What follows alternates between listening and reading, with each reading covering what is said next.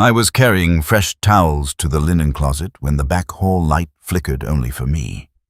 Not the kitchen fixture, not the porch lamp I'd been meaning to replace since October, just that narrow brass-switched light outside my daughter's old room. The one that had no reason to be on in daylight except that my wife had always liked it lit. And for one cold second I stood there with the towels in my arms and felt the house tighten around a part of me I had been keeping numb on purpose. Then the light steadied, and I told myself what older men tell themselves to keep a morning from turning into a verdict. Old wiring, old house, bad bulb, nothing more. The towels were still warm from the dryer. That is what I remember next, because grief does that to a man.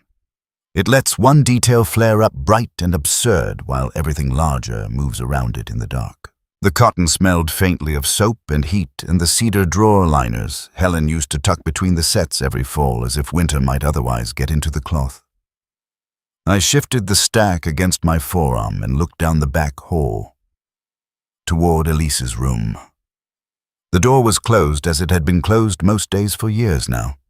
Not locked, just shut with the quiet self-possession of a room that no longer expected anyone to come in laughing. The hall runner lay straight as a lane between the linen closet and the service stairs. Morning light from the kitchen window reached only partway down the hall, and then gave up, leaving the rest in that muted interior shade old houses seem to grow for themselves. The brass switch plate on the wall beside the closet gave off a dull rubbed glow where hands had found it for decades. I had meant to polish it after Christmas, and then after New Year's, and then after the first thaw. I had not done it. The light flickered again. Not a wild stutter. Not enough to plunge the hall into darkness and make a man curse. Just a quick thinning as if something inside the bulb had inhaled sharply. It happened when I took 2 steps toward the closet. I stopped. The house settled around me with its usual sounds. The refrigerator's low working hum in the kitchen. The radiator near the mudroom ticking once as the heat came through. Wind brushing the bare branches of the maple outside the side yard. Nothing theatrical. Nothing that would have made another person look up from the breakfast table. There was no breakfast table anymore, not really. There was just the round oak table in the kitchen where I sat with the newspaper and my coffee, and Helen's empty chair across from me, the one I still had not moved, because moving it felt too much like admitting she was not just late. I stood there in the back hall with the towels in my arms and felt foolish. I had spent 31 years as a city building inspector. I had walked through condemned rentals, split foundations, mold-black basements, decks, one snowstorm away from collapse. I knew the honest language of structures, knew which noises mattered and which ones belonged to age and weather and ordinary wear. A flickering hallway light in a 2-story colonial built in 1958 should not have had the power to make my pulse stumble. The trouble with houses, though, is that when one becomes the place where your wife has died, it stops obeying the categories you spent a career believing in. It becomes part shelter, part evidence, part ache. Every ordinary thing acquires a second life. Her grocery list on the sideboard drawer, the apron hanging inside the pantry door. The small burn mark on the left side of the stove handle where she once laid a too-hot spoon and swore at herself, then laughed because I had heard it from the den and answered as if she were calling for rescue. I carried the towels the rest of the way to the linen closet and opened the door. The bulb in the closet came on cleanly. Shelves of folded sheets, pillowcases, bath towels, washcloths. Helen's order held.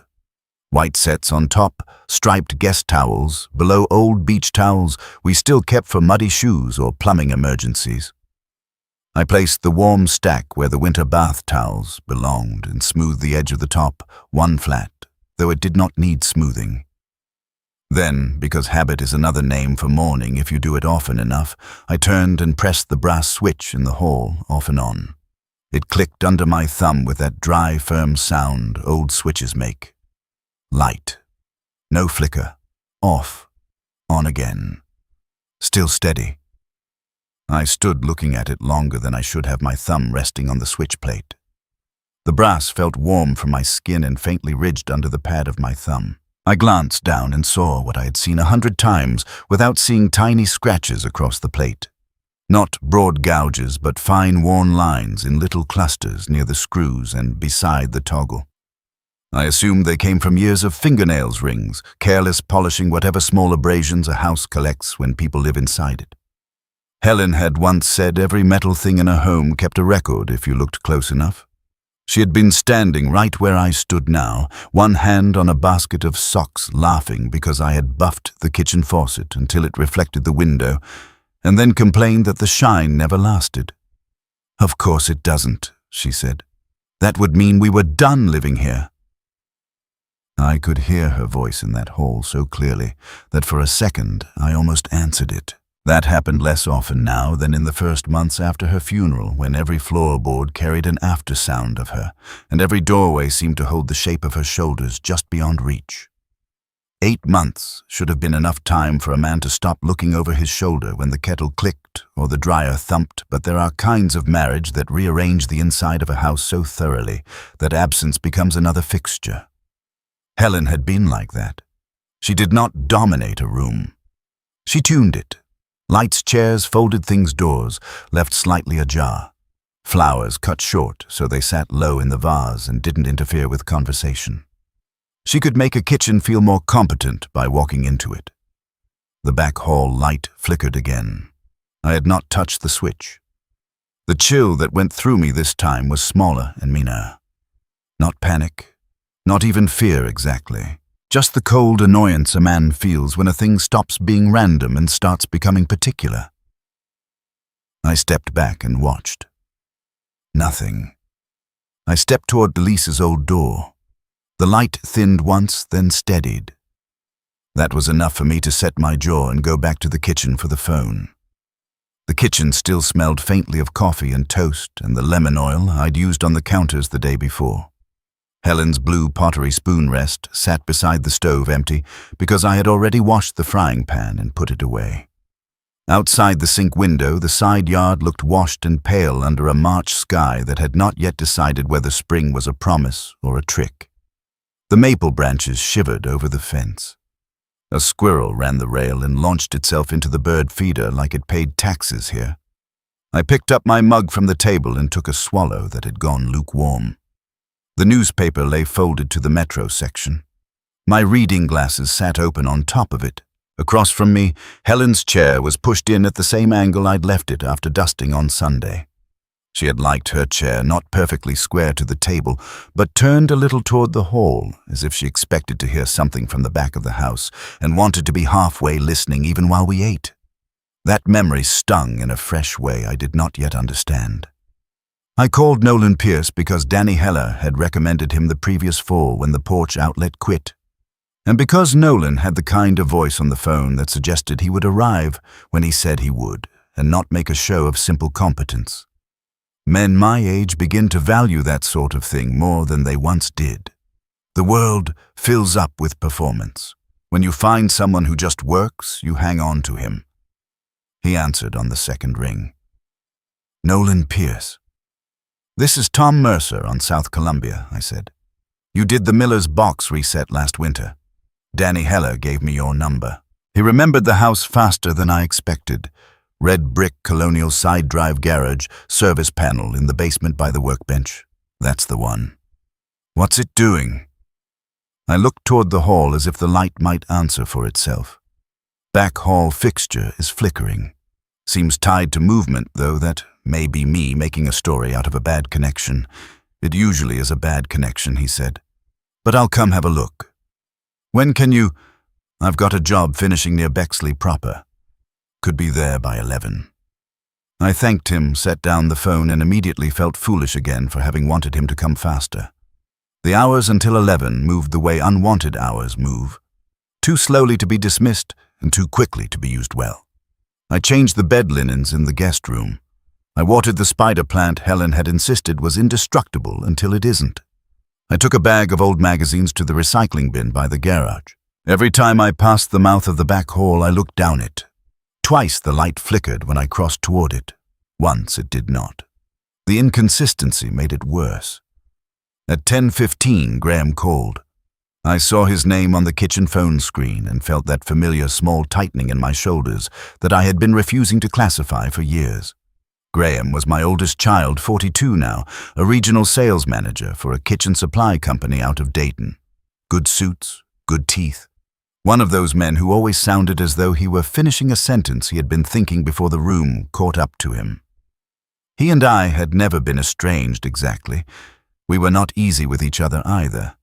Helen used to say he had inherited my stubbornness and her tendency to be right longer than was comfortable. I thought that was unfair to both of us. I picked up. "Morning. Hey, Dad." He sounded brisk, cheerful in the practiced way that always made cheer feel like a resource he dispensed. "How you doing?" "Fine." "How's the electrical guy situation?" That made me pause. "What electrical guy situation? The one you texted Elise about, apparently?" He gave a small laugh. "Word travels. I had texted Elise at 9:30. Not Graham." It was a simple message, hall light acting strange. "Electrician coming at 11.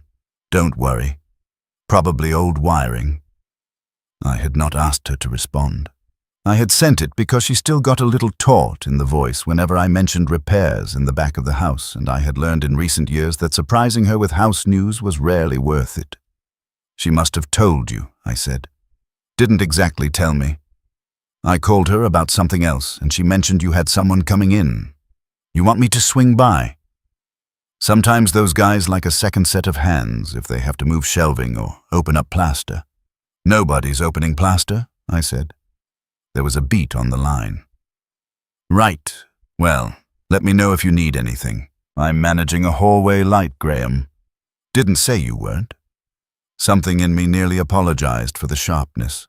That had always been one of our family's less honorable reflexes. Someone would say something slightly too pointed, and the person receiving the point would rush to smooth the air, as if the original offense had been the weather.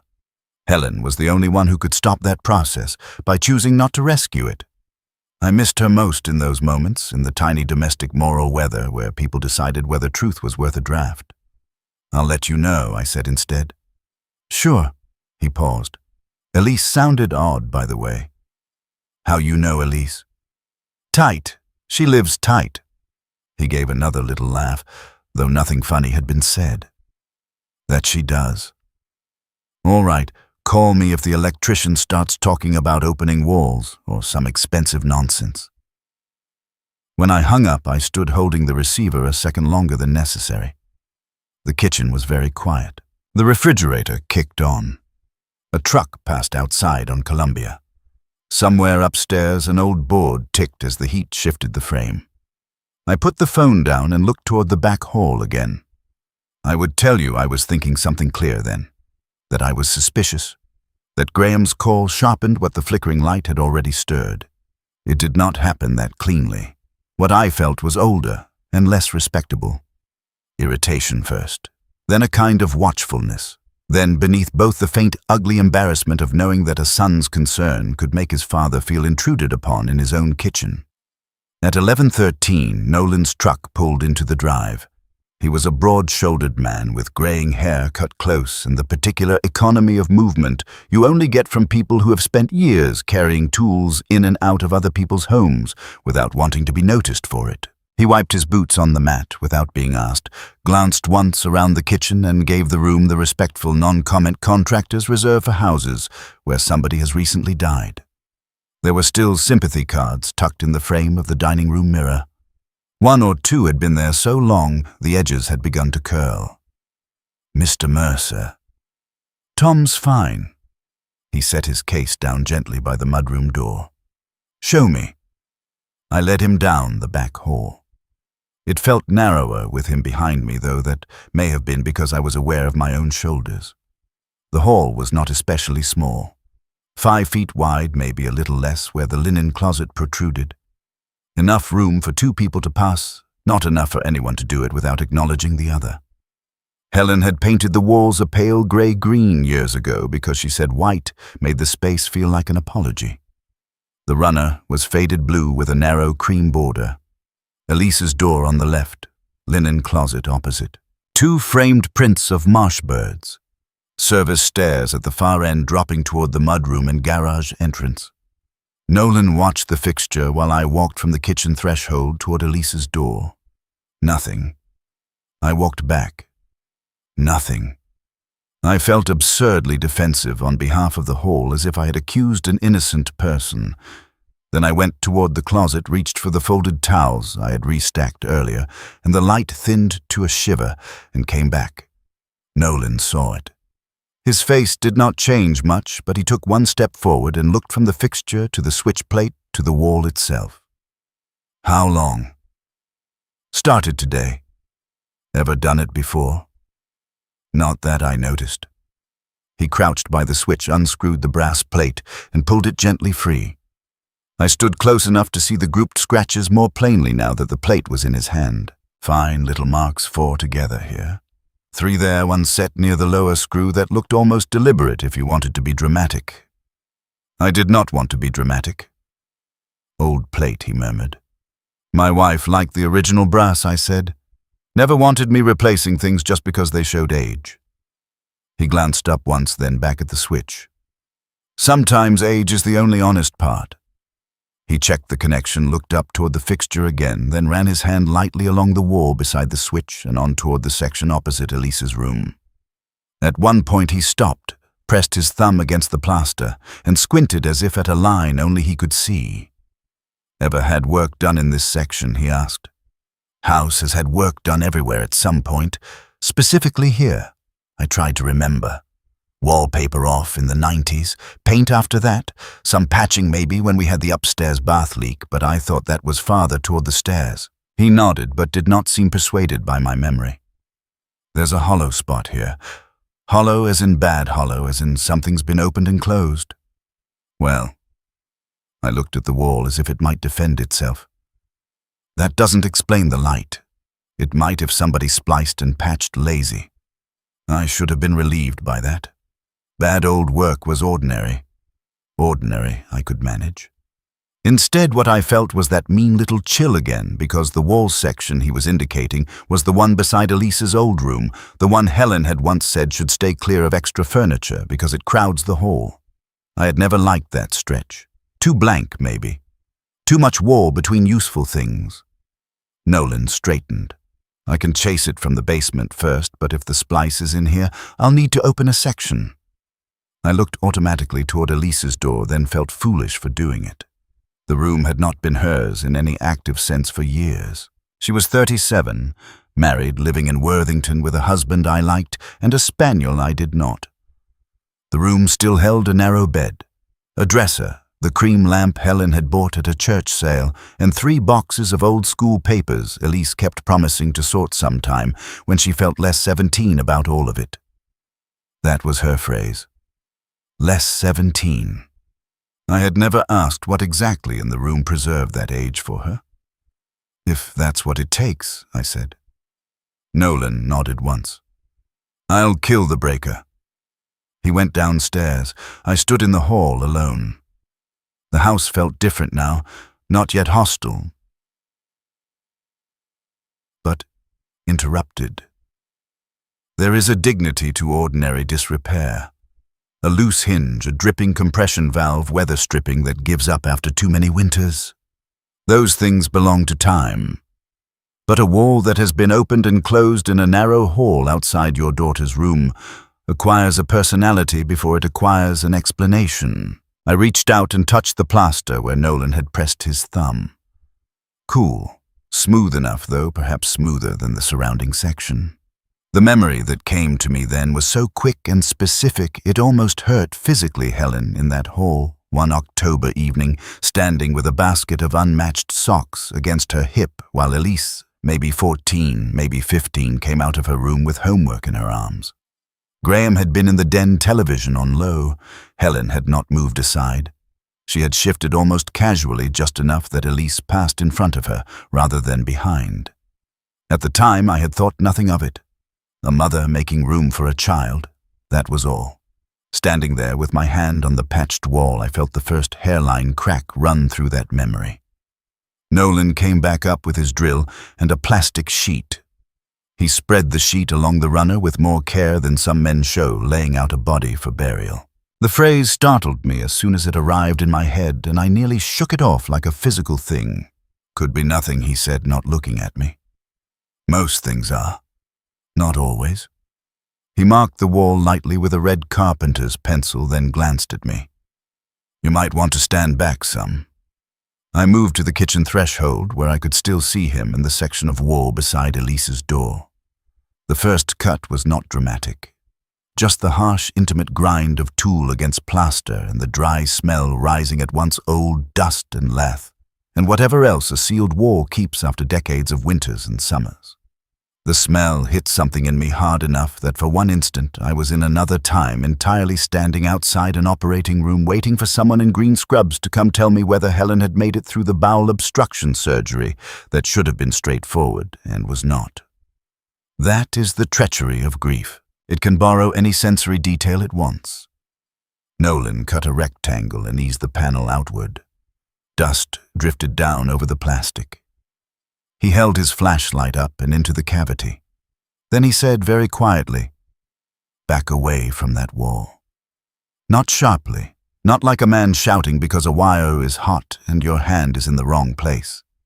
He said it the way a man might lower his voice in church because something inside the room has changed category. I took one step backward before my mind even caught up. "What is it?" He did not answer at once. He leaned closer, angled the flashlight, then turned his head toward me with an expression I could not read because it had too little on its surface. Men who work in structures learn early not to dramatize. When they do go quiet, you pay attention. Nolan. "They're writing in here," he said. The grammar of the sentence bothered me and frightened me both.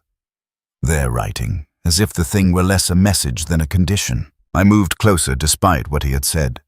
He half raised a hand to stop me, then let it fall when he saw I was not going to put my face into exposed wires like an idiot. The plaster edge scraped my sleeve as I looked in. At first, I saw only wood and shadow, studs darkened by age. Dust, a line where someone had once run cable badly and then changed it.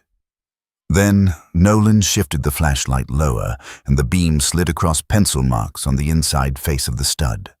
Not random marks, not children's height lines from an unfinished basement or initials scratched for mischief. A name. Elise. The letters were narrow and upright, not large, not decorative, written the way a careful girl writes her own name when the point of writing it is not style but identification. Beneath it were smaller marks, one short arrow, another. A little notation that looked like 4 seconds, though I told myself immediately it could be 4 something else. 4 of anything. On the adjacent stud were 3 parallel pencil lines and a curved mark that might have indicated a turn. I heard myself say, "What the hell is that?" Nolan did not answer because I do not think he knew. He kept the flashlight steady. I put my hand flat against the opposite wall to brace myself. It was absurd how quickly the body chooses sides in a room. My pulse had gone thick in my throat. I stared at my daughter's name in the wall and felt no sensible sequence of reactions. Not fear first, not reason, something closer to violation. The house had contained her name all these years on the wrong side of itself. Could have been from work, I said. Could be somebody marking no. The word was quiet, certain. I looked at him. He did not seem interested in softening it for me. That isn't electrician marking, and it isn't random. You can tell that from a flashlight beam. I can tell 4 seconds written beside directional arrows in a wall cavity. Ain't there because a guy was bored on lunch. He shone the light farther down. There were more pencil traces lower, some rubbed, some partial, as if a hand or sleeve had smeared them years ago. One small X. One line that seemed to mark distance from the floor. Child height, maybe. Teenage height, I could not tell. The cavity smelled dry and old and faintly mineral, like open plaster and forgotten summers. Behind me from the kitchen came the sound of the side door opening. Neither of us had heard a knock. I turned already angry. Graham stood in the mudroom door. with his car keys in one hand, and a look on his face that was almost concern if you did not know him. Dark coat, polished shoes, no tie today, but the open collar had been chosen with care. He looked from me to Nolan to the open wall and stopped. "What happened?" I stared at him. "How did you get in?" "You leave the side door unlatched half the time," he said automatically, then seemed to hear himself. I knocked. You didn't answer. I had not heard a knock. That was possible. The drill, my own pulse, all of it, but I knew with the clean irritation of instinct that if Helen had been alive, Graham would not have come through that door without being invited. She had never forbidden it. She had simply made such entries improbable. "Nolan had to open a section," I said. Graham stepped closer to the hole, and I saw it then, not on his face exactly, but in the fraction of a pause before he arranged the next one. He looked at the exposed wall the way a man looks at a drawer someone else has opened in his office. "What's in there?" he asked. I did not answer quickly enough. Nolan did not answer at all. Graham moved one step farther and saw for himself. His eyes landed on the writing and then slid very fast to me.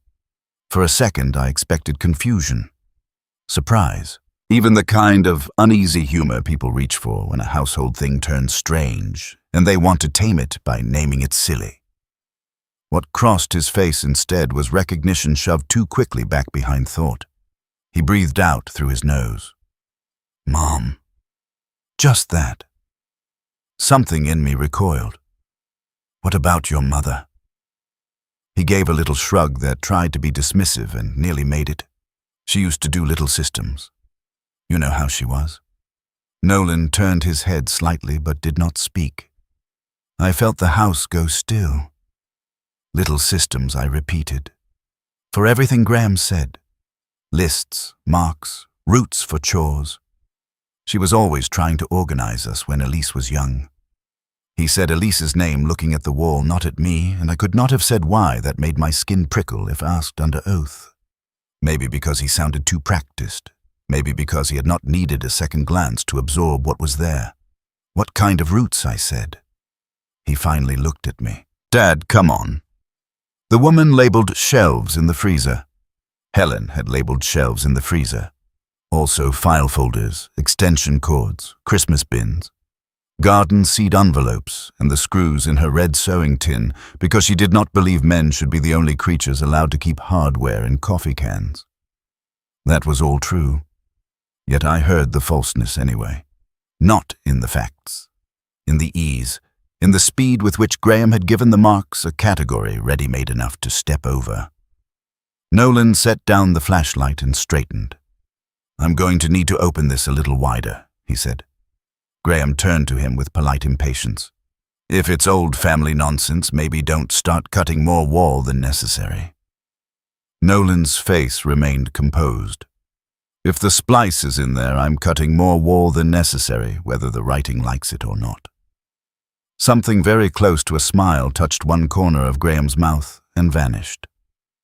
Sure, I did not like him in my back hall just then. That is the plainest way to put it. Not because he had done anything I could name cleanly, not yet. Because the space had become charged, and he had entered it too easily, too comfortably, and begun interpreting before anybody had asked him to. "Wait in the kitchen," I said.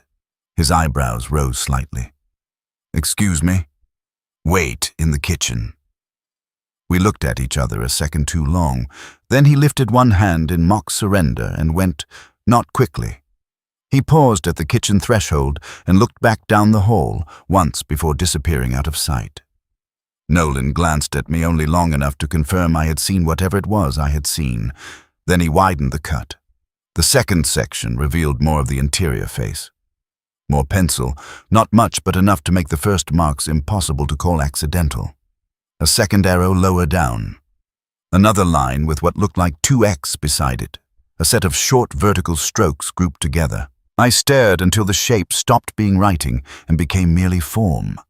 It did not help. "Any chance this was from remodeling when your daughter's room changed over?" Nolan asked. "It never changed over." He looked at me.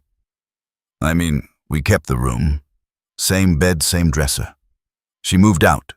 Got married, but the room stayed. He nodded once, perhaps understanding more from the correction than from the content.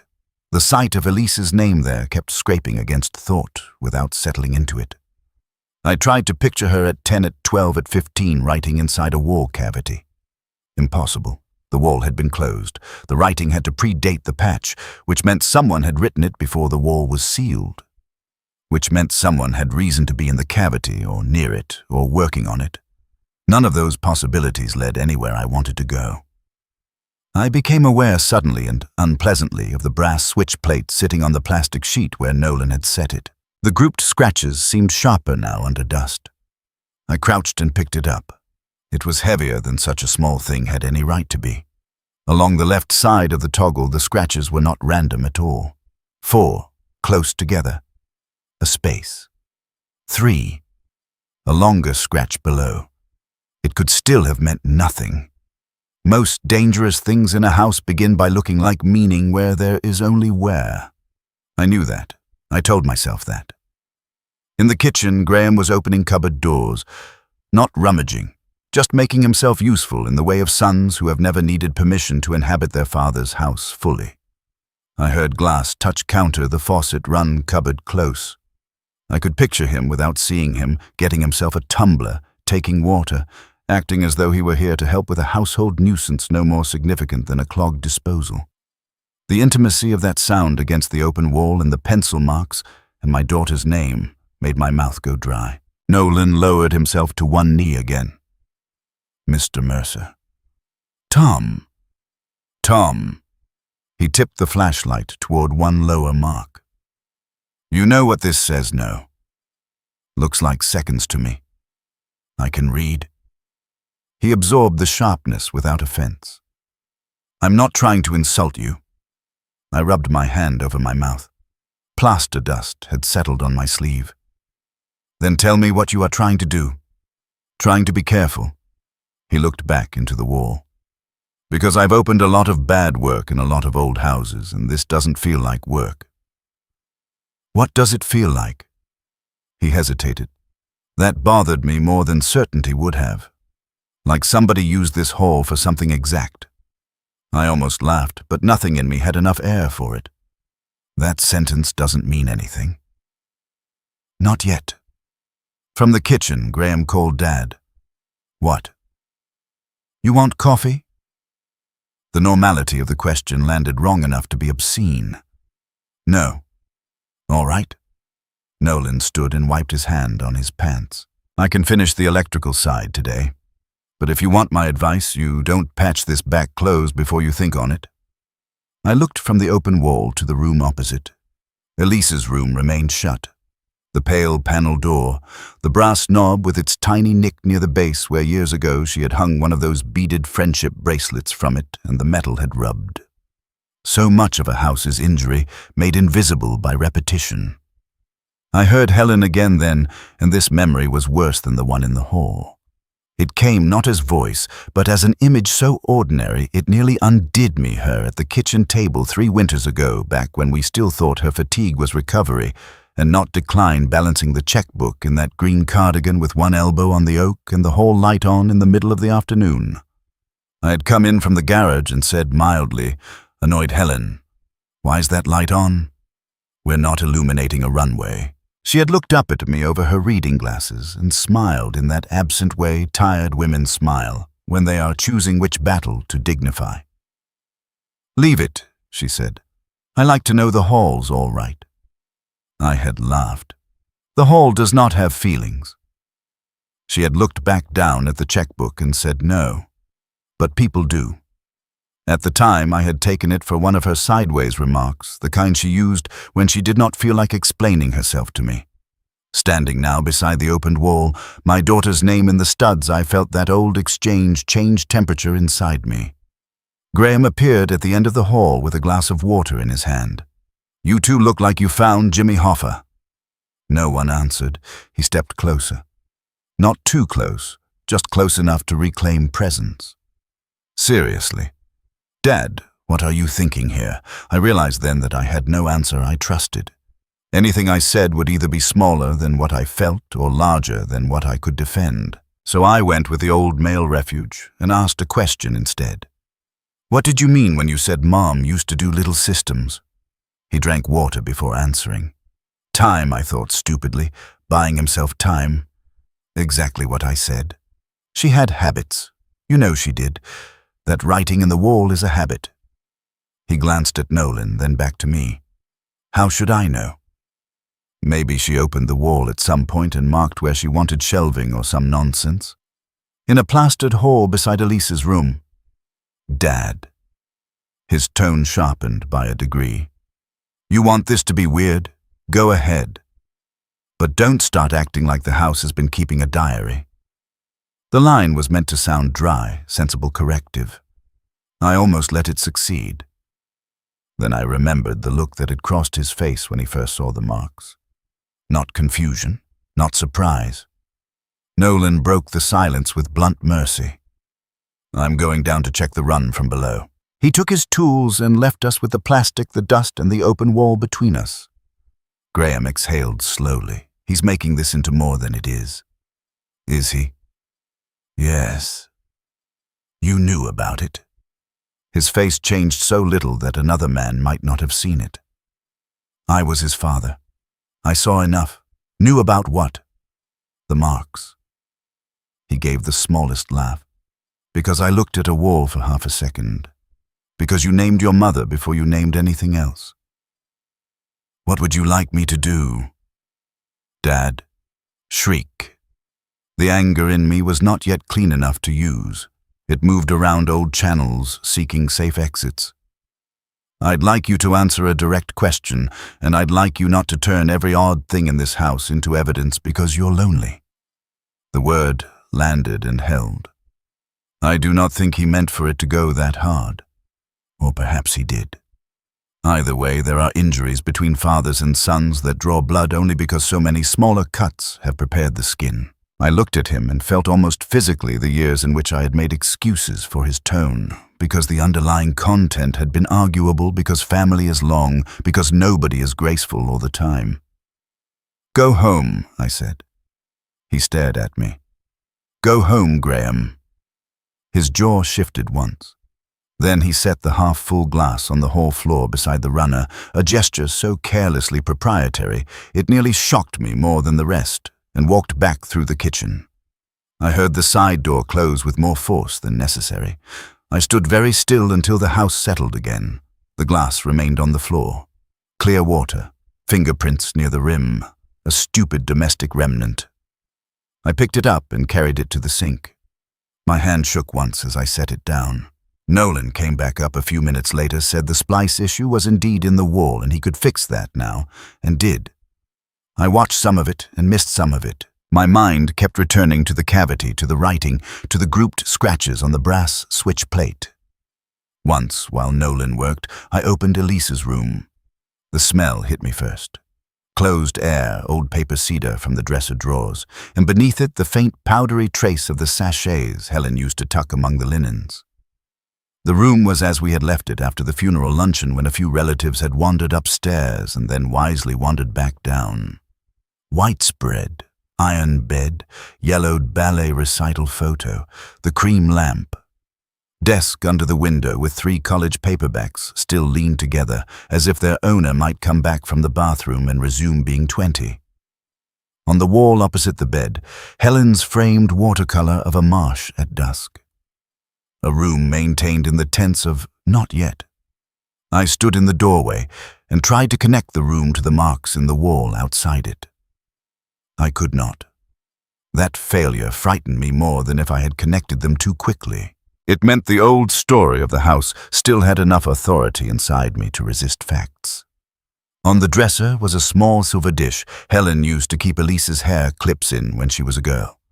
Empty now except for dust and one dead ladybug. I remembered suddenly and painfully a night when Elise was maybe 16 and came down late after everyone else had gone to bed, asking Helen in a low voice where the spare batteries were. I had been half asleep in my den chair baseball game, murmuring on the television. Helen answered too quickly. Top drawer, honey. No, not there, the hall closet. I'll get them.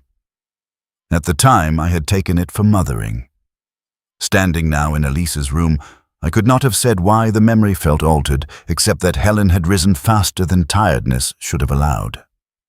By 3:30, Nolan had the electrical run corrected and the fixture steady. He left the wall open at my request, edges taped cavity visible like a mouth that had said too much. Before he left, he stood in the kitchen with his invoice pad in hand and glanced toward the hall. "You got family you trust to talk this through?" The question nearly offended me before I realized it was not meant to. "I have family." He waited. "Trust is a separate issue," I said. He nodded as if that were a practical specification, not an admission. "If you want, I can write down what I saw in there." "Not interpretation, just description." "Why would I need that?" His eyes met mine in a way that made me feel for the first time all day like someone else could see the actual shape of my confusion. Because sometimes when a house turns strange, people start preferring the version they can live with. After he left, the house was too quiet to bear. I made coffee I did not want. I stood at the sink and looked into the side yard until the maple shadows lengthened across the fence. The repaired hall light held steady now, which somehow made the day worse. A mechanical problem fixed while the actual wrongness remained. I took the brass switch plate from where Nolan had left it on the counter and turned it over in my hand. Dust still clung along one edge. The grouped scratches caught the light. 4, space, 3, a line below. Where? I told myself again. Habit. Nothing. Yet the nothing was weakening. I should have called Elise earlier.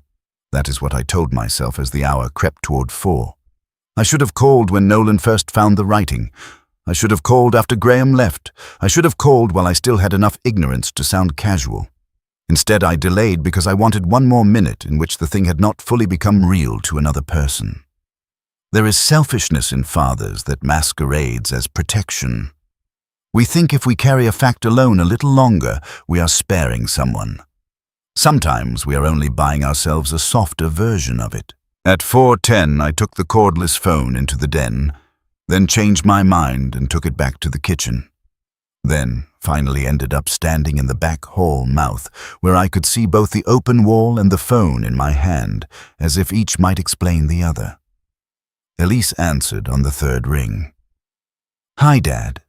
Her voice had that careful flatness it got when she was driving or working or already braced. I hated that I could hear the brace now before I had spoken. "Hi, sweetheart." She waited. The title people give fatherhood as a role of authority has always amused me a little.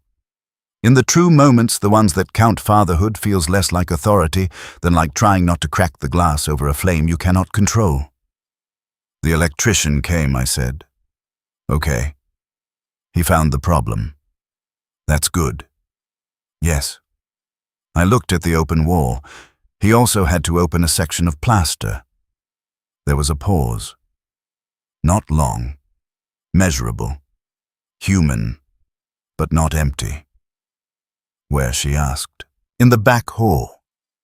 Another pause. "Why that section?" There was a hollow spot. Old patch. Splice issue. "All right." The house seemed to lean closer around me. "Elise." "What?" There was writing in the wall. "Nothing." Then quieter. "What kind of writing?" I stared at her closed bedroom door. "Your name." The silence that followed was so complete I could hear the repaired fixture's faint electrical hum above me. "Elise." When she answered, her voice had changed. Not broken, narrowed. "Dad." "Yes." Was Graham there when they opened it? That was all she asked. Not what else was written. Not whether the electrician had been mistaken. Not when the writing might have gotten there or what I thought it meant. Just that. And in the kitchen beyond me, with the evening sliding into the windows and the hall light burning steady over my shoulder, I felt the house finally stop pretending it had ever been innocent at all. Was Graham there when they opened it? I do not know what answer Elise wanted. That is the first thing I thought. after the silence stretched between us. Whether she was hoping for yes because yes would confirm something she had always known and finally force me into it with her, or hoping for no because no would mean one less immediate danger had crossed into the room with the exposed wall and her name inside it. It occurred to me standing there in the back hall with the cordless phone slick in my hand that fathers spend a great deal of their lives believing questions are requests for information when sometimes they are really measurements. Yes, I said. Her breath changed. Not loudly, a slight intake and stop like a person stepping onto a stair she had expected to hold differently. How long? He came by while Nolan was still working. Why? He said he heard from you that I had an electrician coming. I didn't tell him to come. I know. Another silence. Then, very carefully, did he say anything about the wall? He said, your mother liked little systems. This time the pause on the line had edges. Did he? The way she said it took something mild and made it dangerous. I leaned my shoulder against the hall wall and closed my eyes. Elise. What else was in there? Pencil marks. Arrows, maybe.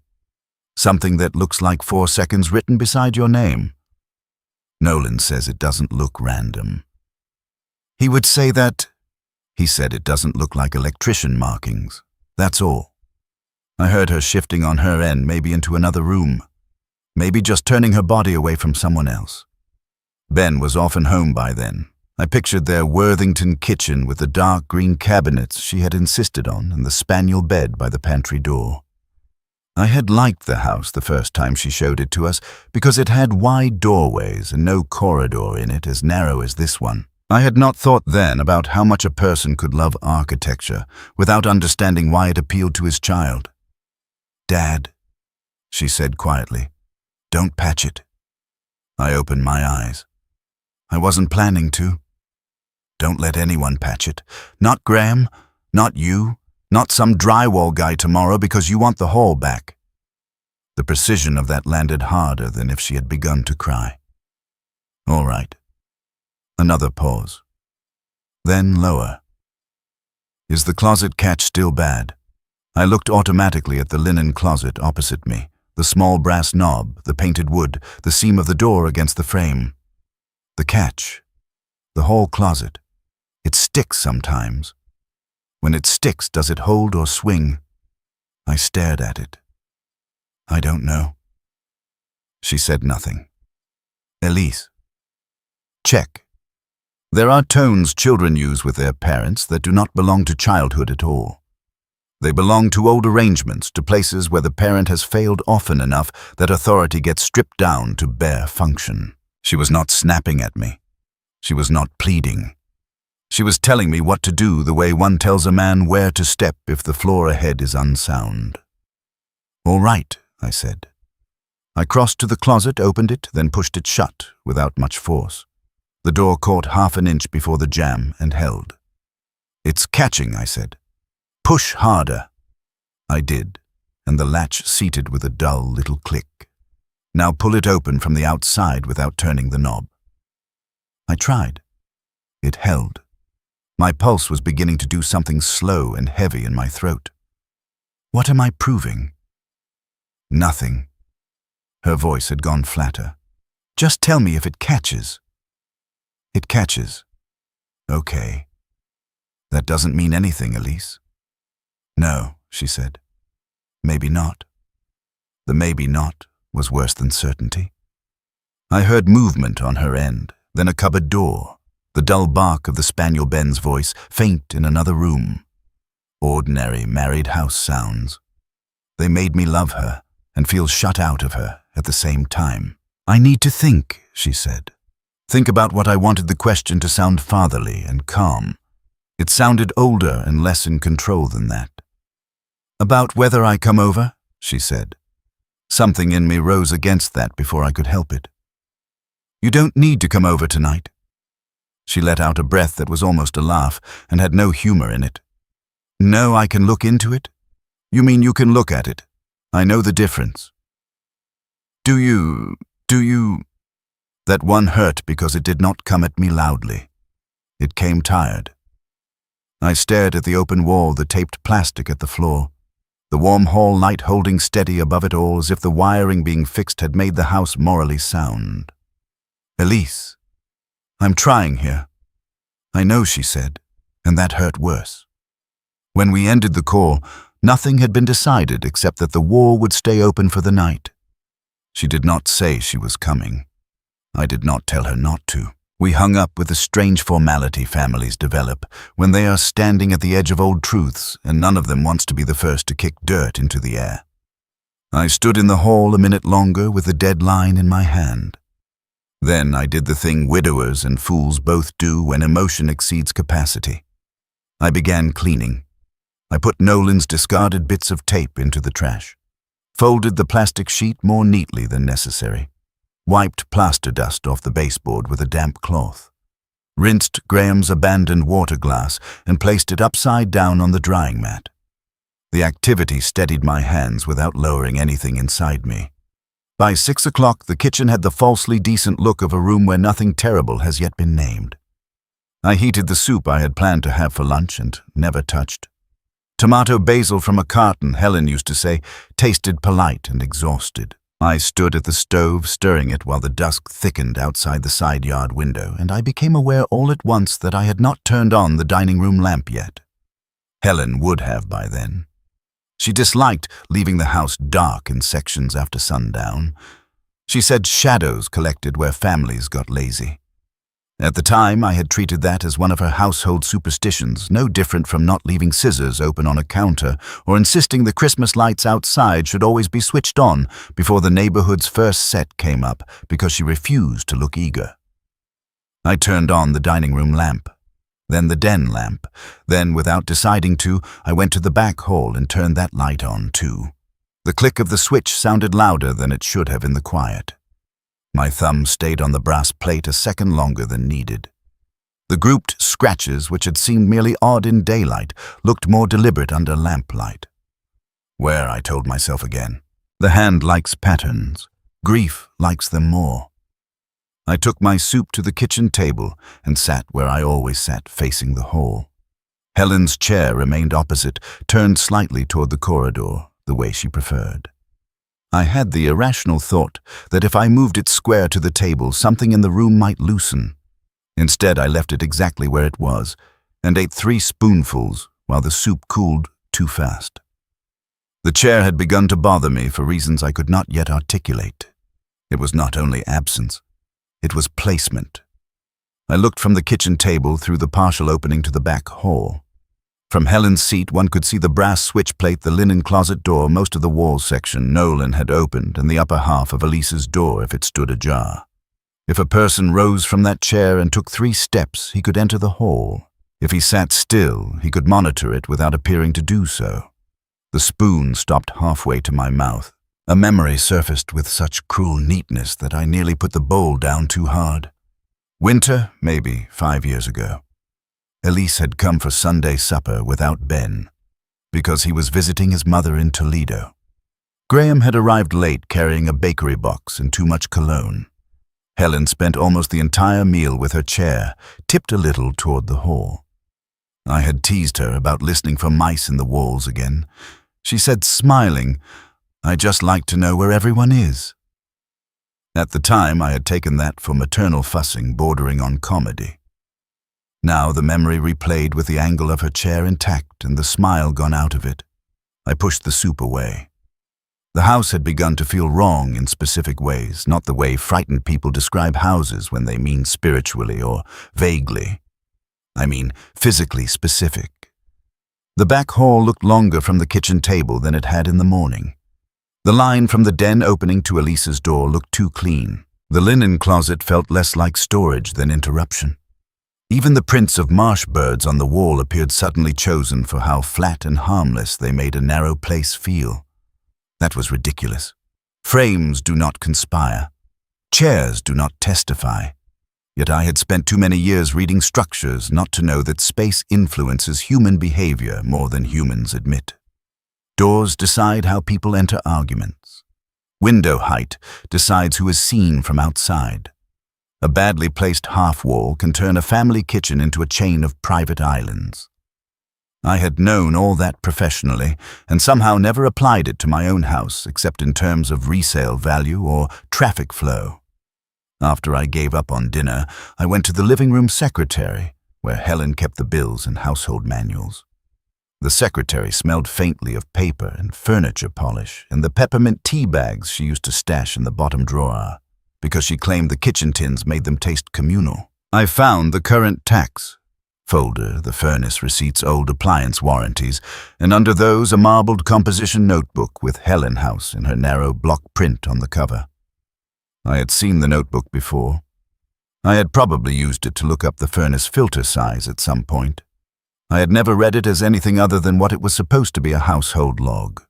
Filter changes, paint names, phone numbers for the plumber, and the tree service list of bulbs for various fixtures. Measurements for replacement curtains. The ordinary bureaucracy of a competent woman who preferred not to trust memory where a written note would save time. I took it to the kitchen. The notebook pages were filled front and back in Helen's writing blue ink in earlier entries, black in later ones, when she switched pens after the old hand cramps started. I turned pages expecting distraction and found instead a detail so thick and repetitive it made my chest go tight. Back hall, bulb checked. Closet catch sticking again. Hall plate loose. Chair moved back better. Runner edge lifting. Hall light timing off. Closet screws replaced. Need shorter. Hall clear before supper. Keep lamp on. I read the entries 3 times because my brain refused them as language. They were scattered among furnace notes and grocery reminders and a line about Marcy bringing over zucchini bread. No drama, no underlining, no explicit explanation, just repeated attention to the same narrow portion of the house over years. Need shorter. Shorter what? I looked at the date beside that line. 4 years ago. Autumn. The skin between my shoulders had begun to ache the way it does when an old man stands too long braced against something he does not want to name. I turned more pages, the same return again and again, always modest, always half-buried among normal household management. Light on before 4:30. Chair wrong place. Closet too easy today. Fix before weekend. Elise staying over check hall. My mouth went dry. No, I thought at once. No. That last one could still mean something else. Hospitality. Concern that the hall light work properly if Elise was visiting. Making sure a guest room stayed in order. I had become one of those men Nolan meant the sort who preferred the version they could live with. I knew it even as I reached for it. I closed the notebook and sat very still. The refrigerator came on. A car door shut somewhere outside. The house itself offered no verdict, only its ordinary nighttime sounds. That almost made it worse. If the place had creaked ominously or plunged into silence, I could have blamed nerves. Instead, it remained itself and forced me to decide whether itself had ever meant what I thought. At 7:20, my phone rang again. Graham. I let it ring once too long before answering. Dad. What? His sigh carried injured patience. Jesus. I called to make sure you were all right. I'm fine. Are you still obsessing over some pencil marks in a wall? The word obsessing made me grip the phone harder. I'm reading your mother's house notebook. A pause. And there are a lot of entries about that hall. So why? Another pause, smaller this time. Because she fussed over things. She wrote, "Closet too easy today." What does that mean? How should I know? You tell me. He laughed once very softly, and I hated the sound. Dad, you are not seriously building a case out of Mom's maintenance scribbles. I asked you a question, and I asked you this afternoon not to let some contractor turn our house into a carnival. Our house. The phrase landed wrong enough to sharpen me. It is not our house. Silence. Then coolly. "You know what I mean. I know exactly what you mean." When he spoke again, the softness was back, which was worse than anger would have been. "Listen to me. Mom had habits. Elise had moods. You had a job that kept you gone a lot. Families compensate. That doesn't make every weird little domestic quirk a code." The word code sat between us. I had not used it. I looked down at the notebook at Helen's even writing and felt a slow, unpleasant comprehension arrive not in content but in structure. Graham was not asking what I had found. He was naming categories to contain it. "What did you mean," I said, "by little systems?" He went quiet enough that I could hear him breathe through his nose. "Lists, house rules. Mom liked everybody where she could find them."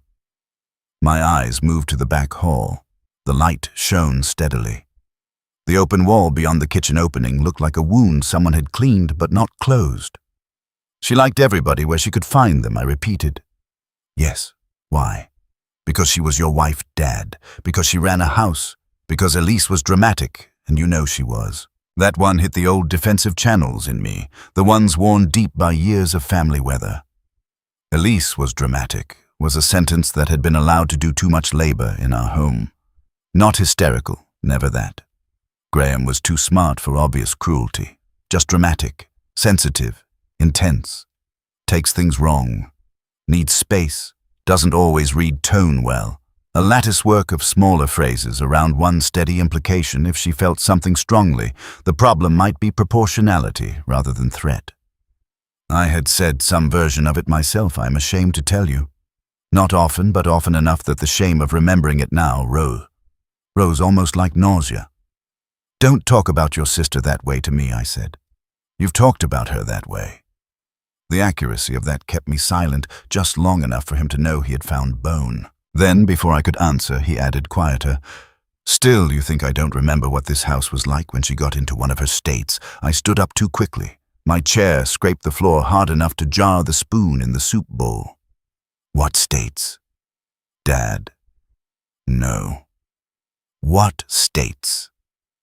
I could hear he regretted the phrase at once, not because it was false, but because it was too revealing of the old pattern. There had been no diagnosed states, no formal condition.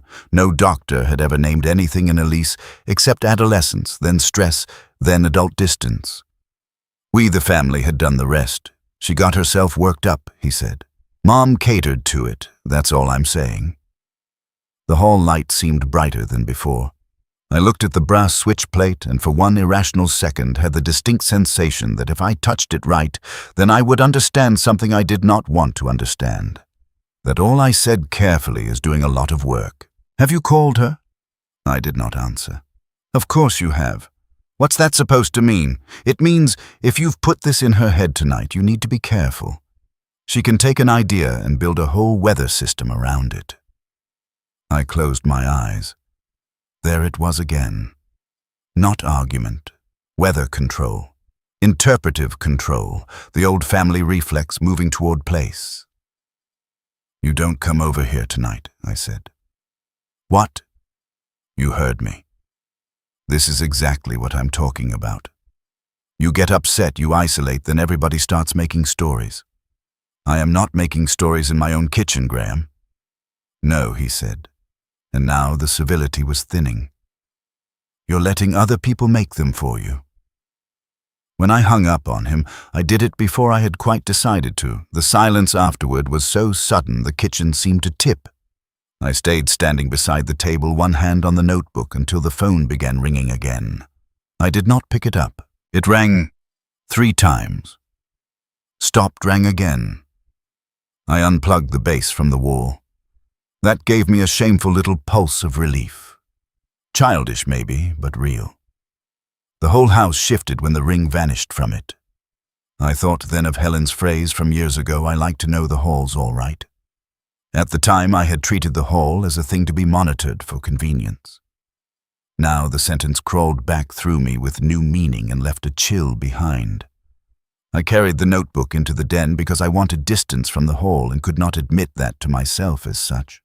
The den was where I had spent too many evenings reading while the family moved around me and the rest of the house, pleased with my own availability in the abstract. The room still held my leather chair by the lamp. The bookshelves, the old television, and the low cabinet where Helen kept board games no one touched after the children left. Through the wide opening, one could see into the back hall if one cared to look.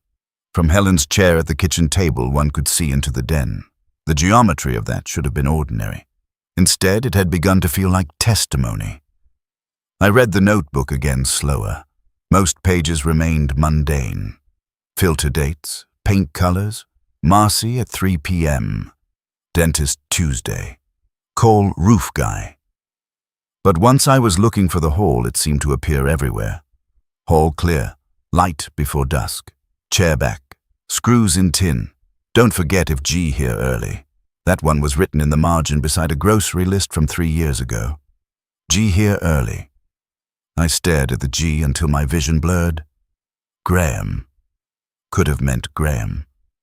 Could have meant garage if she were being uncharacteristically elliptical, though Helen never abbreviated garage with a single letter. Could have meant nothing. I was forcing onto it because I no longer trusted the walls. At 8:15 the doorbell rang. I nearly did not answer. The unplugged phone, the dark windows, the open wall, the hour. Everything in me had narrowed toward shut. Then the bell rang again, followed by 2 light knocks I recognized before I reached the foyer. Marcy Heller stood on the porch with a casserole dish wrapped in a blue towel and her reading glasses hanging on a chain against a plum-colored sweater. She was 72, broad-faced, silver-haired, and built with the unapologetic solidity of women who have spent their lives carrying groceries, other people's aches, and their own opinions without asking assistance from any of them. She had been Helen's walking companion for years, later her physical therapist after the knee replacement, and eventually one of those women who crossed the line from friend to kin so quietly that by the time you noticed, they had already become part of the household's moral furniture. "You look awful," she said by way of greeting. "Well, come in. I was in the neighborhood, with lasagna. Don't get sentimental about my motives."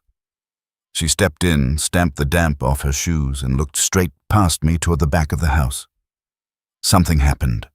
I do not know whether she smelled it, sensed it, or simply had that generation's gift for taking in the emotional barometer of a house at once. Whatever it was, she did not waste time pretending. I took the casserole from her and led her into the kitchen. She stopped just inside, seeing the open wall at the end of the hall. Her face did not dramatically alter, but the line of her mouth set. "What on earth?" "Electrical issue," I said. Then, because I was too tired to perform normalcy for anyone who had known Helen that well, I added, "And something else."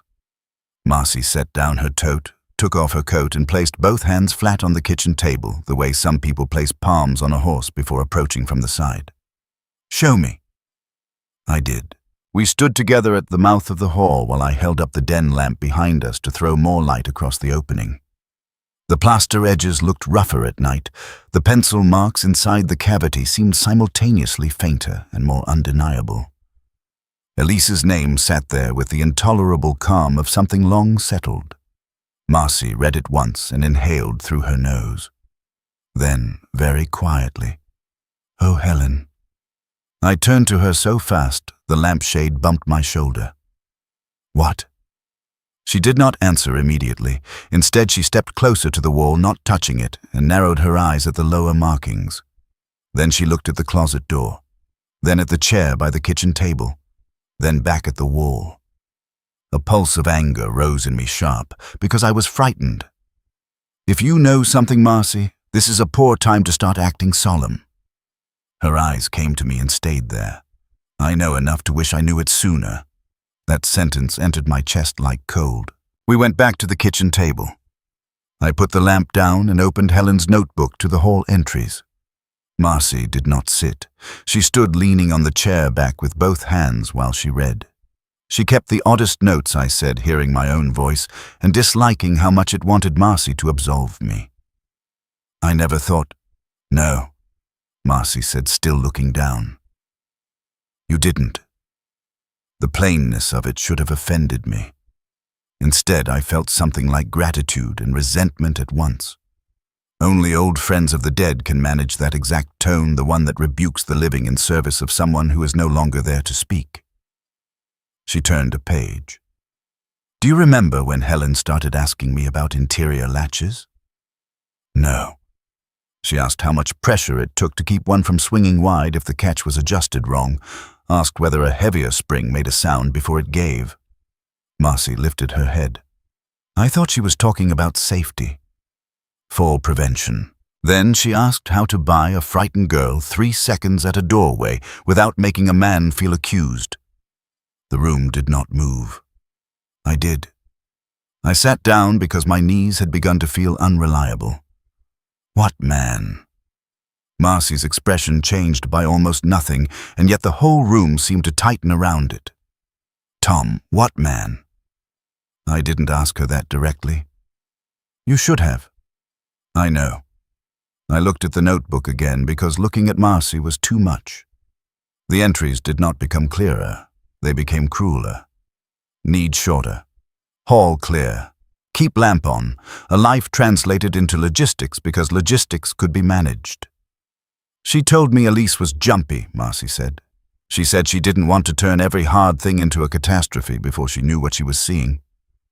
I let out a sound that was not quite a laugh. That sounds like Helen. It does. Which means this may still be nothing.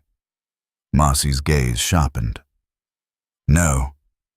The word was flat and certain enough to make me flinch. You don't get to call it nothing after a wall opens with that girl's name inside it and your wife's notes line up around the same stretch of hallway. She was not a girl, I said stupidly. Marcy's face softened for the first time that evening, which somehow made the rest harder. No, not now. But she was when this started. I put my hand over my mouth. The room smelled faintly of tomato sauce, cooling in the casserole dish, furniture polish, old paper, and the mineral dryness still drifting from the hall plaster. Domestic and wrong. That was the new quality everything had acquired. Not ruined, not monstrous, wrong in ways one could touch. Marcy sat then, heavily across from me in Helen's chair. She seemed to notice the placement only after she had done it. Her hand went to the table edge and stopped there. You know what else? She asked me once, she said. I did not answer. She asked how to stand between two people in a hallway without making either of them think that was what you were doing. Marcy looked toward the back hall and then back to me. At the time, I thought she meant peacemaking. That's what women our age called too many things. Peacemaking, de-escalation, keeping supper from turning sour. You can fit a lot of cowardice into soft language, Tom. Mine included. I could not look at Helen's chair with Marcy in it. The angle of it toward the hall had become unbearable. I need air, I said. I stepped out onto the back porch without my coat. The night was damp and cold enough to sting. The boards under my slippers held the day's chill. Beyond the yard, the neighbor's porch light cast a dull amber rectangle onto the hedge. Somewhere a dog barked twice and stopped. I gripped the porch rail and bent my head. There are moments when an old false belief does not yet collapse, but begins to ring as if struck. That was where I stood then, not certainty. Worse. Partial rearrangement. The possibility that Helen had spent years organizing a narrow hall because she was afraid and had not found a way to tell me plainly or had told me in every language except the one I was willing to hear. I saw her, as she had been on bad afternoons near the end, not ill yet in any dramatic way, just thinner, more tired around the mouth, moving through the house with that old self-command that made her seem calmer than she felt. One day I had come home early and found her in the back hall with the kitchen chair dragged there, screwdriver in hand, the linen closet door open. She had said the latch was sticking and laughed at herself for making a federal case out of a hinge. I had kissed the top of her head and told her to leave those things for me. She had looked up and said, if I left every necessary thing for you, we'd all still be standing in the yard. I had thought it was one of her dry wife jokes. Now, with the cold porch rail biting my palms, I felt that memory shift under me like rotten wood. The back door opened softly. Marcy stepped out carrying my coat. She draped it over the rail instead of trying to put it on me and stood at my shoulder looking into the dark yard with the tact older women sometimes have with broken men. They know when not to make eye contact because eye contact would turn a fracture into a scene. "I'm calling Danny," I said. "Good. Why good?" "Because you need someone who can tell you exactly what that latch does and how long it buys." The phrase "how long it buys" did something to the center of me. You say that like you already know. I know enough. I turned then. "Did Helen ever say Graham's name to you?" Marcy took a breath and let it out through her nose. "Not in that connection." "Did she imply it?" "She implied she was managing around something she hoped would pass if she did not inflame it. She implied she did not trust her own threshold for calling something dangerous, because women are trained to doubt themselves every time a man insists he meant no harm. I wanted to reject that because it was too large and too condemning and contained too many decades at once. I did not reject it. I stood there with the porch light behind us and let it sit between us like another piece of furniture hauled unexpectedly into the yard. When Danny Heller answered, I could hear television noise behind him and his wife asking something about the dog. He lowered his voice at once when he heard mine. "Tom, you all right? I need you to come look at a closet latch." There was a beat. "Tonight?" "Yes. Is somebody hurt?" "No." Another beat. "I'll be there in 20. Danny had grown up 2 doors down and still carried the easy familiarity of a neighbor kid around this house even now at 46, broad-backed and slightly grayer at the temples than a man his age should have been. He ran a locksmith and home security business now, which had always amused Helen because as a teenager he could never find his own bike. Key. He came in through the side door with a black case in one hand, took one look at the kitchen table, the notebook, Marcy, and the open wall, and his face changed from neighborhood-friendly to tradesman still. "Nobody tells me this is just a latch question," he said softly. "Apparently, it isn't." Marcy said. I showed him the hall. He checked the closet catch first without comment. Open, close, pull without turning, pressure point, hinge resistance. He crouched, squinted at the screws, then looked up at me. "These aren't the original screws. It's an old house." "Yeah, but old house screws don't come out all at once and get replaced with shorter brass unless somebody wants a different catch." "How different?" He stood and closed the door again. Then he put one hand on the knob and one on the frame and demonstrated. "This latch is set, so it'll catch shallow before it seats. Means if somebody pulls the door too fast, it stops here first. Costs a second. Maybe 2 if the person behind it knows how to use the pause." The hall felt colder, though the furnace had just kicked on. I heard myself ask, "Use it for what?" Danny did not answer at once. He looked at the open wall section, at Elise's name inside it, and then at the brass switch plate still lying on the kitchen counter where I had set it after dinner. "For movement," he said finally. "Movement? Where?" "In a hall," Marcy said, and I nearly snapped at her for the simplicity of it. Then I realized simplicity was the point. We were all still circling language because once the right language arrived, too much else would come with it. Danny asked to see the switch plate. I handed it to him. He held it close to the overhead light and ran his thumb lightly across the clustered scratches, not touching the deepest ones directly. "You noticed these before today?" he asked. "Yes. Ever count them?" "No." He did not smile. "You should." My fingertips went cold. He laid the plate flat on the table, angled the lamp toward it, and pointed with a stubby screwdriver tip without actually touching the brass. "Here, 4, space, 3. Then this longer drag line. Could be random wear, could also be somebody marking counts by habit." "What kind of counts?" Danny looked up. "Tom, what exactly was in the wall?" I told him. Elise's name. Arrows. What looked like 4 seconds. lower lines, and a turn mark. As I spoke it aloud to someone who had not yet heard it, the room seemed to lose another degree of innocence. Marcy did not interrupt. She stood by the kitchen sink with her arms folded tight enough across herself to suggest she was colder than the room warranted. When I finished, Danny let out a slow breath.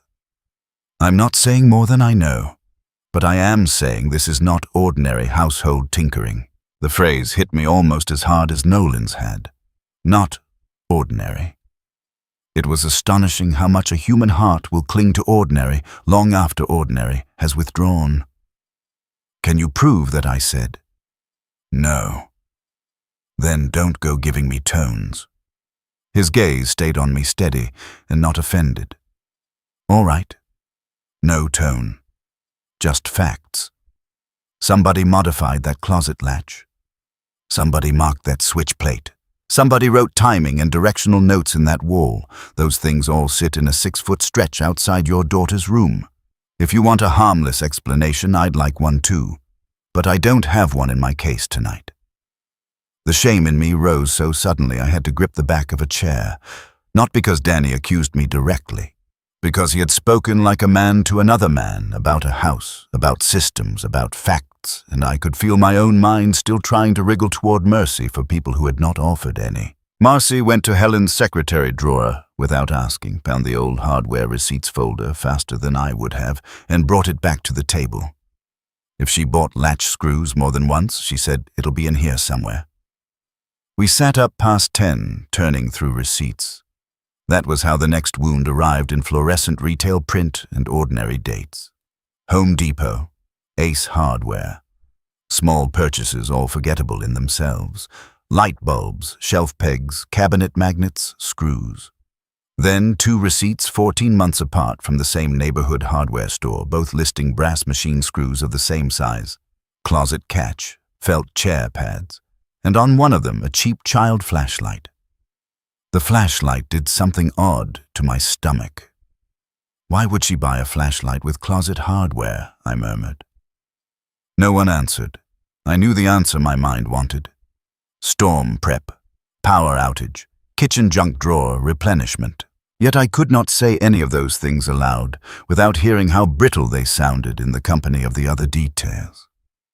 Near 11, Danny rose and walked back to the hall alone. I watched him from the kitchen table. He stood where Helen's chair line met the corridor, then at the linen closet, then by Elise's door.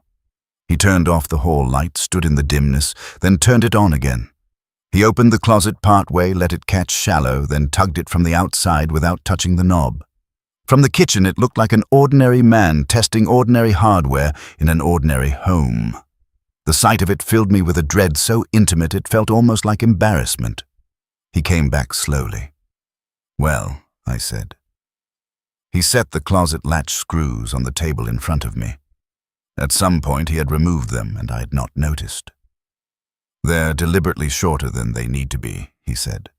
"Not stripped, not cheap replacement. Chosen shorter. So it means the first catch is easier to hit and easier to hold. Means the door can be made to catch without fully closing if someone is fast and knows the pressure. Means somebody could buy a second before the latch seated. The word second hung there like a dropped utensil. Marcy sat down hard in the chair beside mine. "Helen," she said again, but now not as lament, as recognition. I looked at Danny. And the chair. What chair? Helen always sat there. I pointed to the kitchen table position angled toward the hall. I thought it was because she liked the light. Danny followed my hand, looked from the chair to the hall, and then moved it. Not much. 6 inches, maybe 8, straightened it square to the table. The sight line changed at once. From where I sat now, the angle into the hall narrowed. Elise's door disappeared more fully behind the wall. The closet came into view later. The corridor ceased to be casually visible. Danny said nothing. He did not need to. The room went very still around the moved chair. I saw Helen in it then with such painful clarity that I nearly spoke her name aloud. Not as a soft domestic memory. Not laughing over coffee. Sitting slightly angled, one elbow on the oak table, head turned just enough to keep the hall in view while appearing to read the paper or sort coupons or shell peas into a bowl. Not because she liked the light, because from that angle she could see. My mouth opened and closed without words. Something in the base of my throat had become too tight to trust. Marcy's voice came from somewhere to my right, low enough that at first I thought she was speaking to herself. She wasn't keeping an eye on supper. I turned to her. She was looking at the chair, not at me. Her hands were folded hard together in her lap, knuckles pale. She was keeping a line, Marcy said. The sentence went through me like a wire.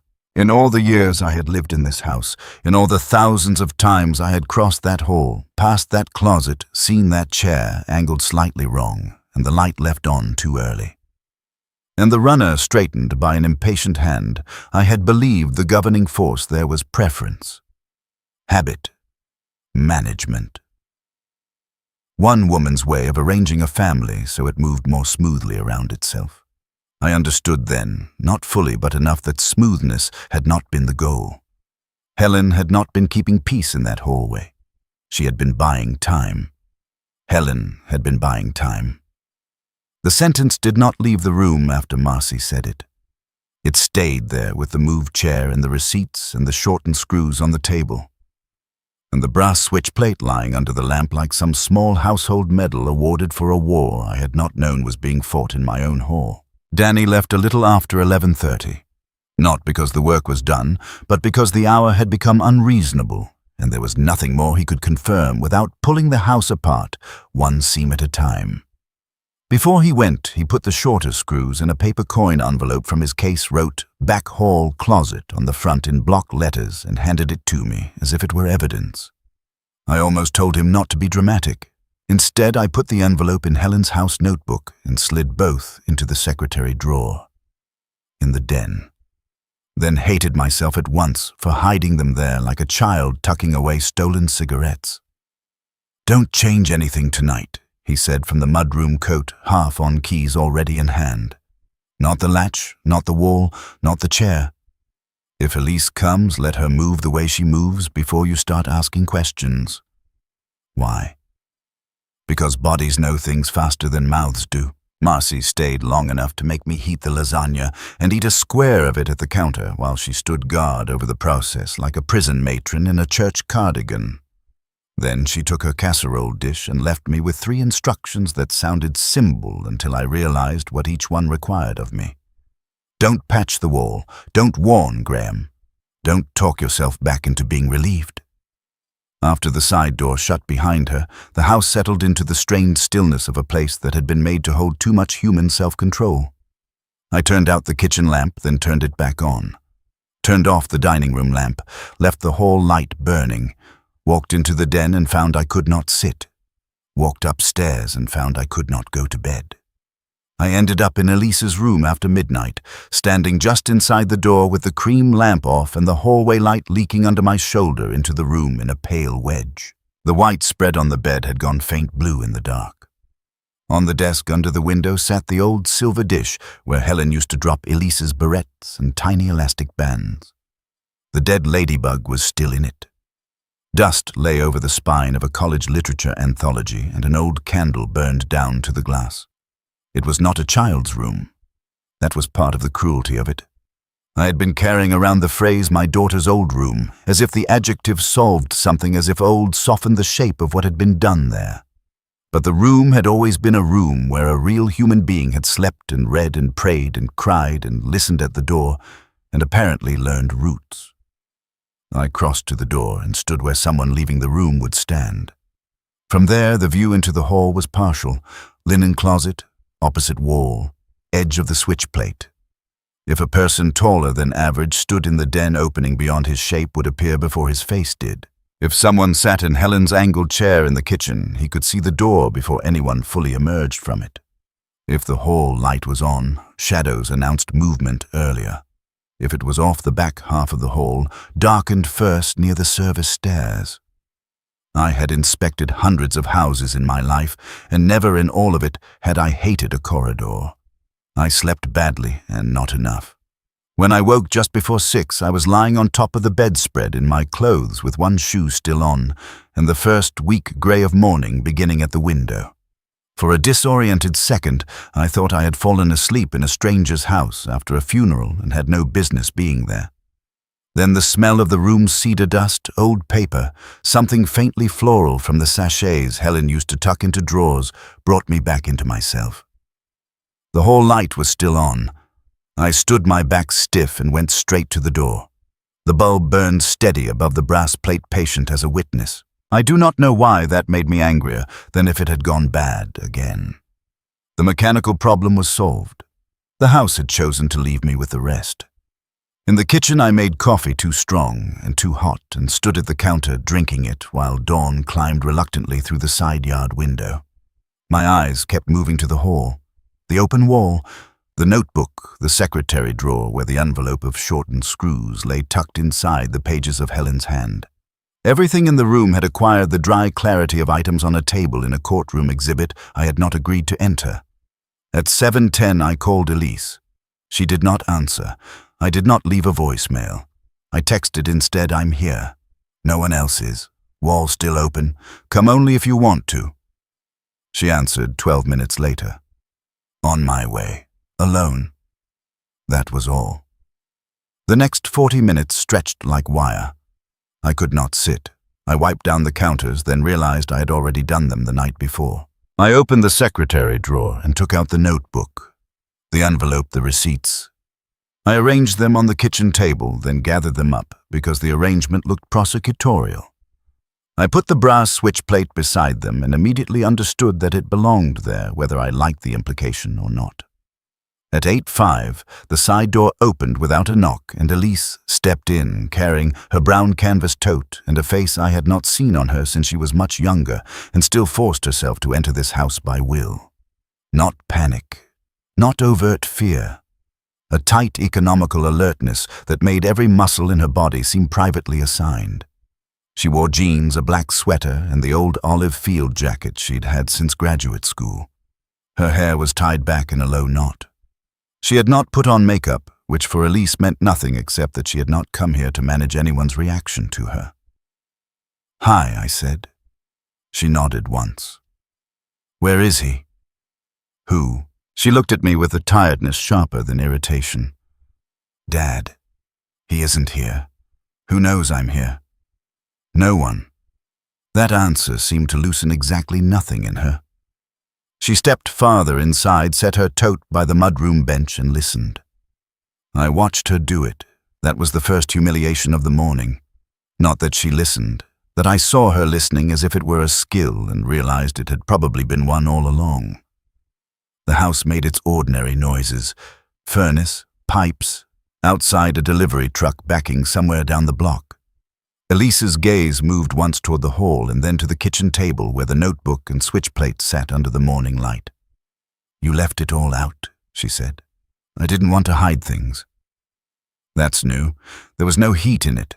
That made it harder to absorb. I almost reached for her, then some father reflex from a time when touch still counted as a right. Something in the set of her shoulders stopped me. I stepped back instead and said the only honest thing I had ready. "I don't know how to do this." "No," she said quietly. "Probably not."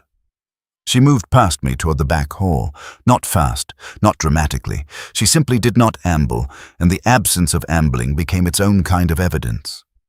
At the hall mouth she stopped. Her right hand lifted slightly, not toward the wall, but toward the switch plate.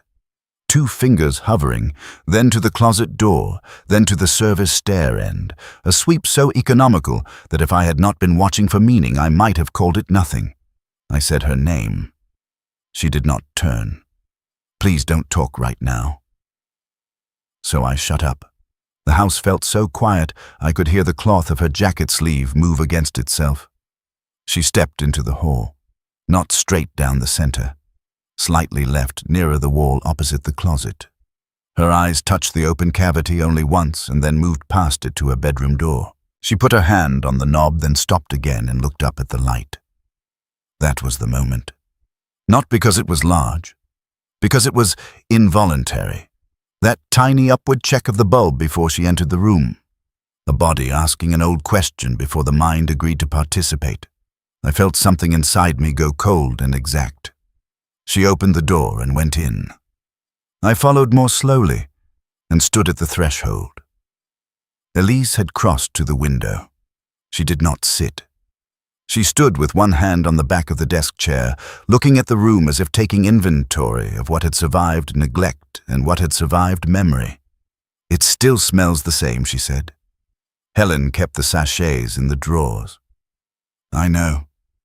She turned then and faced me across the room. Her face had gone pale under the clear daylight. "Did you tell Graham not to come?" "I told him to stay away." "That isn't the same thing." "No," I said.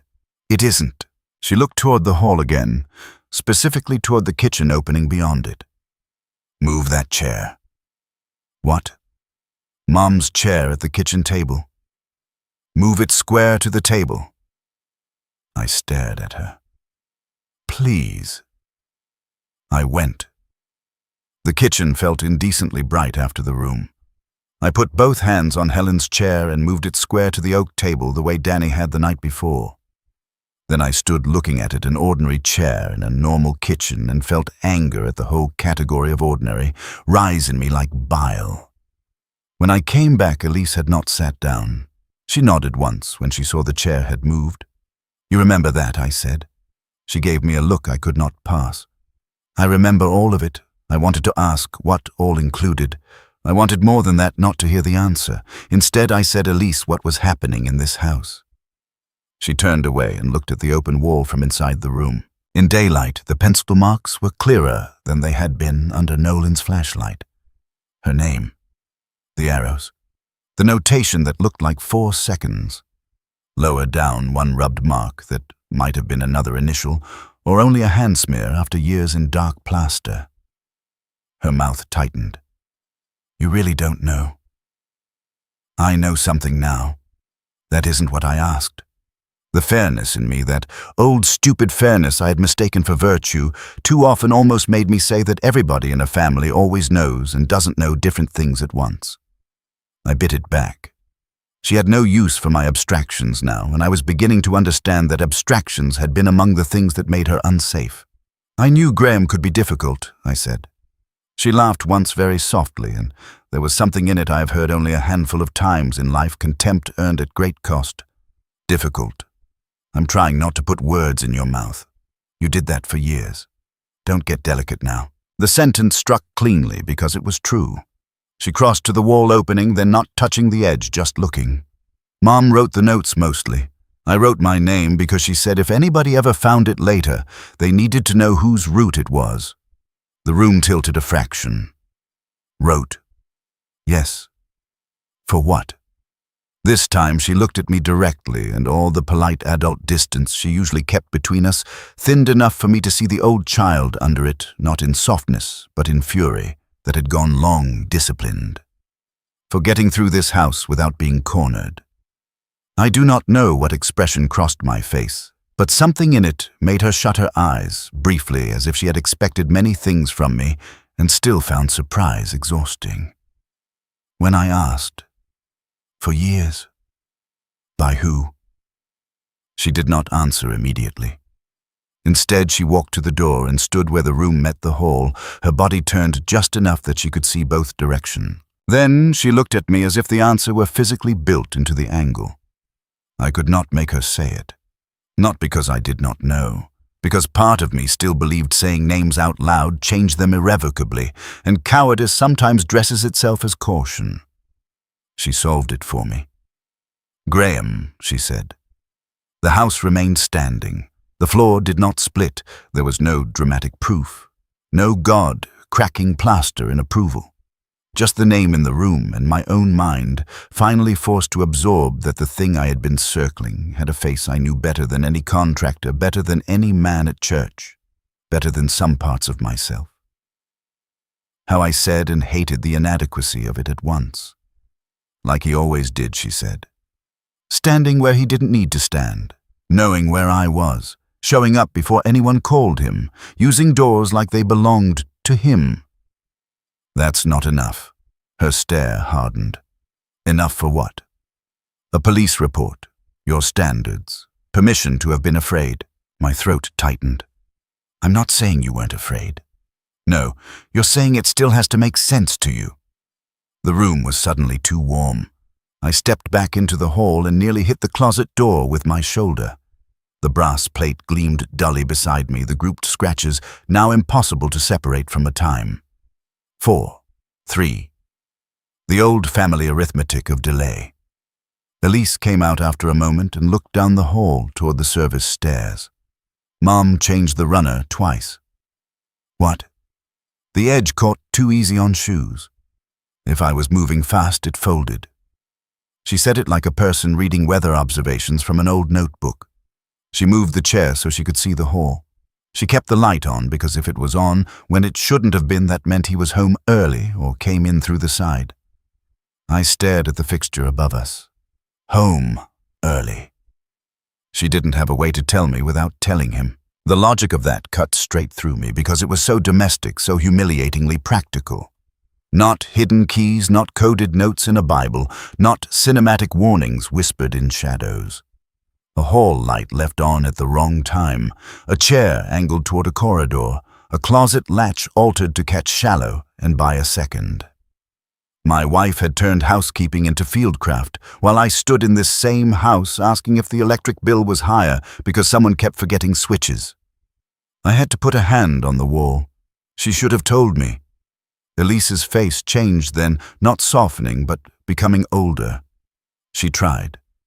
No, not like this. Dad, she leaned against the bedroom door frame and folded her arms across herself. Do you know what happens when a woman says, I'm worried about your son, but I can't prove he did enough to deserve that sentence yet? I said nothing. She starts sounding unfair before she finishes the thought, especially to a man who loves fairness. Her mouth twisted on the last word. Mom knew exactly what she was up against. That one landed as a moral cut, not just an emotional one. She was right. I had loved fairness as a concept because fairness let me withhold decision until certainty arrived dressed in a tie and carrying notarized proof. Meanwhile, Helen had apparently been doing math with seconds in a hallway. I became aware then of something else under Elise's words, a fatigue more than anger. She had said all this before, somewhere else, maybe to herself, maybe to Helen, maybe to no one who counted. That was part of the betrayal too, not merely that she had been afraid, but that she had been made responsible for the legibility of her own fear. Why didn't you just lock your door, I asked, and heard the stupidity of the question while it left my mouth. She closed her eyes briefly. Because then I was dramatic. Because then he knocked, and then told you I was being rude. Because then Mom had to decide whether to back me in front of you before she had anything you would call solid. She opened her eyes. Because he wasn't stupid. The room went quiet except for the faint hum of the hall fixture. That was when my phone buzzed in my pocket. Graham. The name on the screen produced an immediate involuntary reaction in Elise I would have missed the day before. Her shoulders tightened first, then her eyes went to the hall mouth, and then the side yard direction, calculating, not theatrical, not large, a body remembering before the mind forgave it. I silenced the call without answering. He's checking whether you told me to come, she said. I didn't tell him anything. That doesn't matter. The phone buzzed again. Same name. I turned it face down in my hand. I'm not leaving, she said. I didn't ask you to. I'm not saying it for you. The second buzz stopped. A text came through almost at once. Heard Elise's car outside. On my way over. Don't do this without me. I felt with absolute clarity something shift from old pain into present danger, not because he was threatening violence. Because the assumption in the message was the same assumption that had apparently governed this house for years, that he had a right to enter the scene and position himself inside the interpretation of whatever was happening. I showed the screen to Elise. She did not take the phone. She only read it and went still. Then very quietly, if he gets here before you decide what side you're on, he'll decide it for you. No one had ever spoken to me like that in my own house. I deserved every syllable of it. I texted back one line, "Do not come here." Then I walked to the side door and slid the deadbolt. The action was small. The emotional cost of it was not. I stood with my hand still on the lock and understood that I had just done something I should have done years earlier in some form or another. The recognition brought no relief, only shame and an ugly little flare of resolve that felt like waking up angry in a hospital after surgery you did not consent to. "Elise," I said, turning back, "I need proof." Her face sharpened. "There's your proof. I need more." "Why?" "Because when I speak next, I need it to stay spoken." She watched me for a long moment. Then, to my surprise, she nodded once. "Okay." That was the first power shift of the day. Not trust. Permission. We worked the house. That is the only way to say it. Not searching dramatically with flashlights in daylight like characters in bad television. Working, looking where a practical woman would hide practical things. Reading rooms with new grammar. I brought the house notebook, a legal pad, and my old inspection pencil from the basement workbench. Elise carried nothing at first. She moved the house with her empty hands and her old knowledge. We started with the back hall. The closet, the chair, the runner. Up close, the runner edge near the closet did indeed have an old fold memory in one section, as if it had been bent the same way too many times before Helen replaced the underpad. Elise crouched and touched it once with 2 fingers. She used to tuck things under there if she didn't want to say them out loud. What things? Just one-word notes. Down. Wait. Garage. Where are they? She looked at me. Gone. That answer hit harder than if we had found one. Gone meant used. Used meant lived. Lived meant repeated. In the linen closet, she reached past the towels and touched the inside frame at a shoulder height. She sanded this once. I leaned in.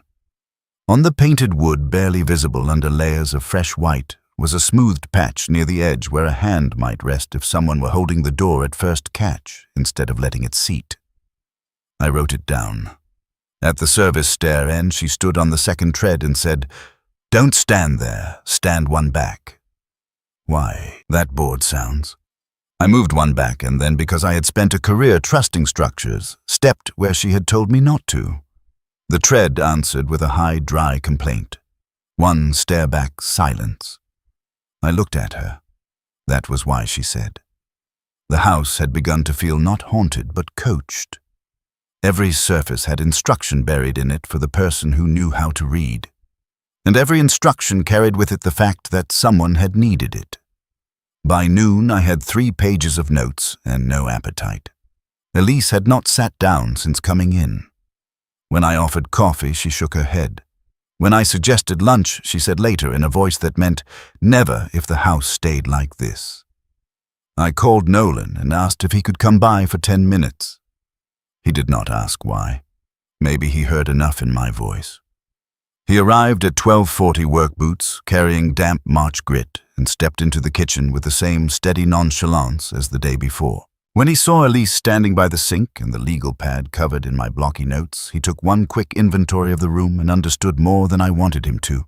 "You need me to say what I saw," he said. "Yes." We went to the hall. Elise remained in the kitchen, arms folded, looking not at us, but at the side door. That told its own story. Nolan stood beside the opening and spoke the way inspectors and tradesmen do when they know a sentence may matter later. Pencil markings in wall cavity were not electrical notation, included adult or adolescent name, directional arrows, grouped count marks, and a notation appearing to read 4 seconds. Pattern suggested practical movement reference, not decorative marking or random graffiti. I wrote it down exactly. He glanced at me. "You want my opinion with that, or no?" "Yes." He rested one hand on his tool belt.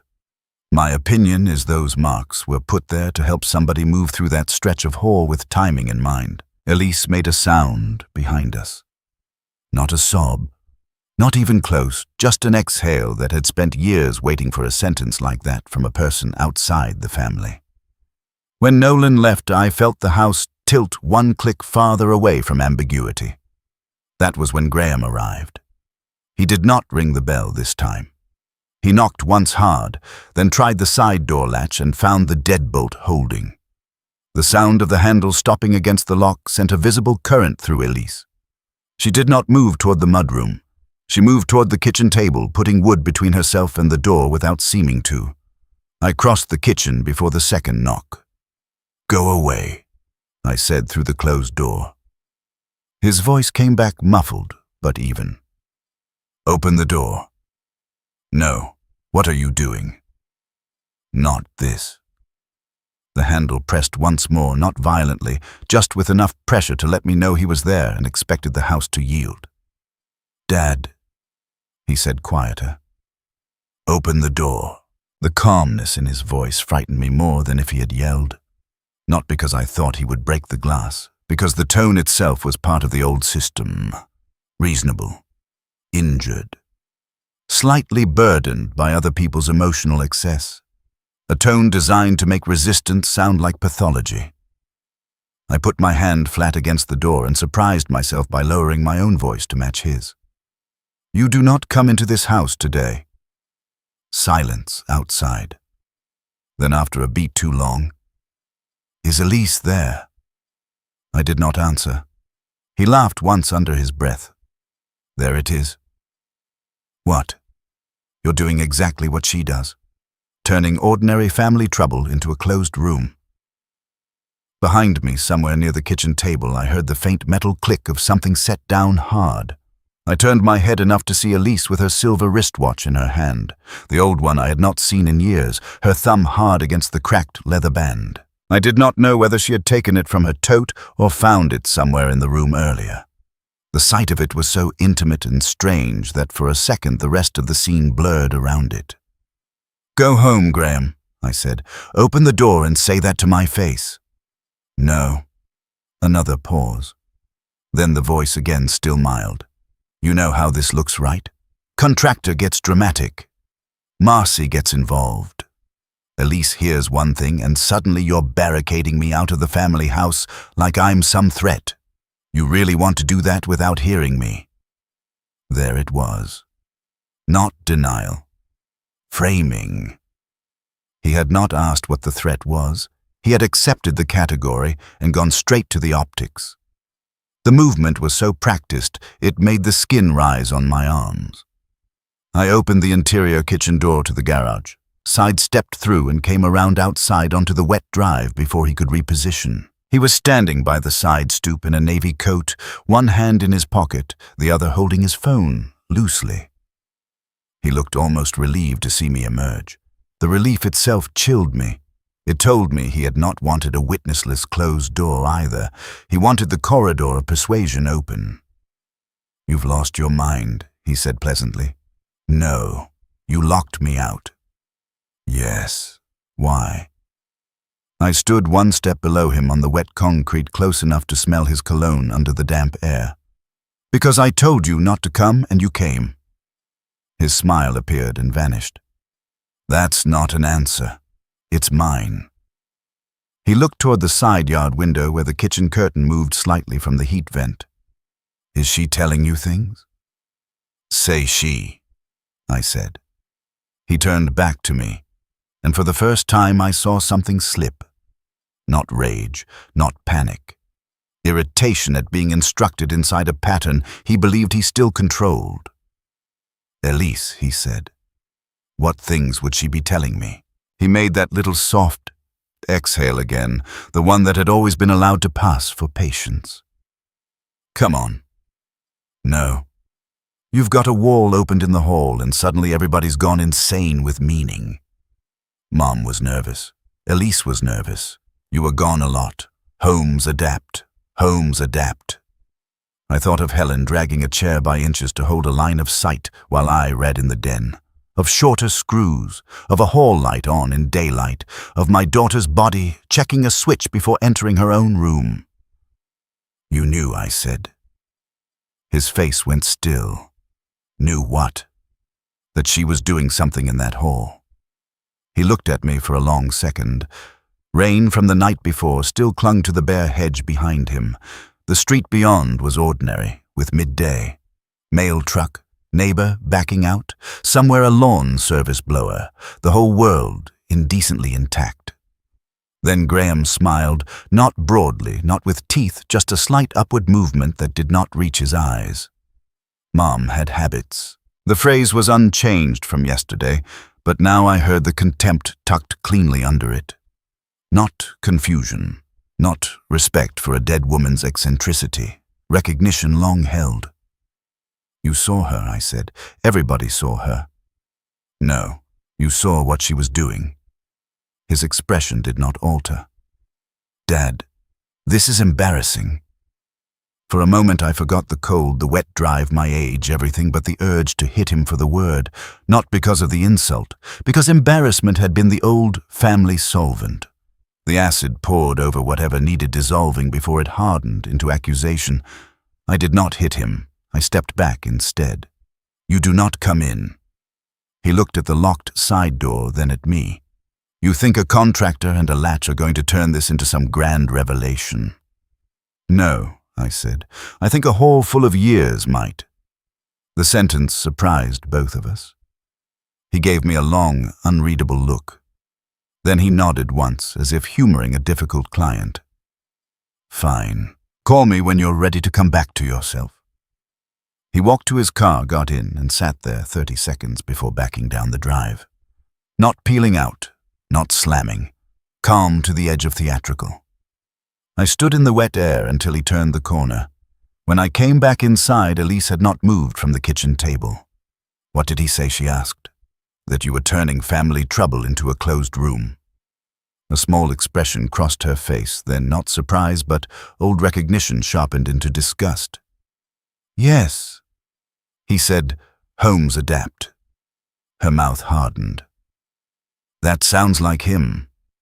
I pulled out the chair opposite her and sat. My hands looked older than they had yesterday. Veins standing blue under the skin wedding band, dull against the knuckle. The tools of fatherhood had always seemed abstract when people talked about them. Presence, guidance, protection. In that moment, what I felt was only the age and inadequacy of my hands. Elise, I said, tell me about the watch. She looked down. The old silver watch lay by her wrist on the table. Cheap oval face, scratched crystal-cracked brown band. I remembered buying it at a pharmacy counter when she was 13 because she needed something for dance rehearsals and said the pink plastic one we had at home made her feel like a child. It was for timing, she said.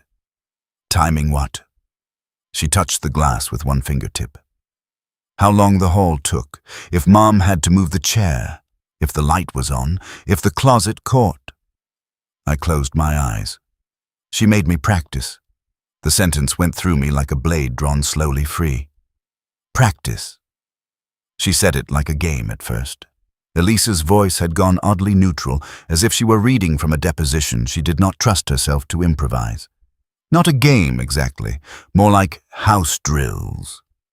If the light was on, and I came out of my room and she was at the table, I could go straight. If the light was off and I heard the side door, I waited. If the closet was caught at the first notch, it meant don't run, just move. If it was fully shut, it meant she hadn't had time. I got to my feet because sitting had become impossible. I walked into the back hall and stood with my palm over my mouth, looking at the closet door, the switch plate, the service stairs, the open wall. The hall had become actively hostile, without moving an inch. Not supernatural, not absurd. Hostile in the way a chessboard becomes hostile. Once you realize every apparently harmless piece has been arranged for a long game you were never taught to see. From the kitchen, Elise said, Mom thought if she could keep it from becoming one big thing, maybe it would stop being many small things. I leaned my head briefly against the cool plaster. She was wrong, Elise said. And I heard for the first time not just anger toward Helen or me or Graham, but grief for the woman who had chosen tactics because tactics were the only form of open love she believed she could sustain inside this family. I turned back toward the kitchen. "Why didn't you tell me?" Her answer came at once. "Because you were always asking the wrong kind of question." I could not argue.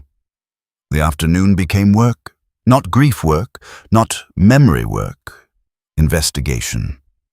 The shift happened almost without ceremony, and once it happened, I recognized it with a grim clarity that did not comfort me.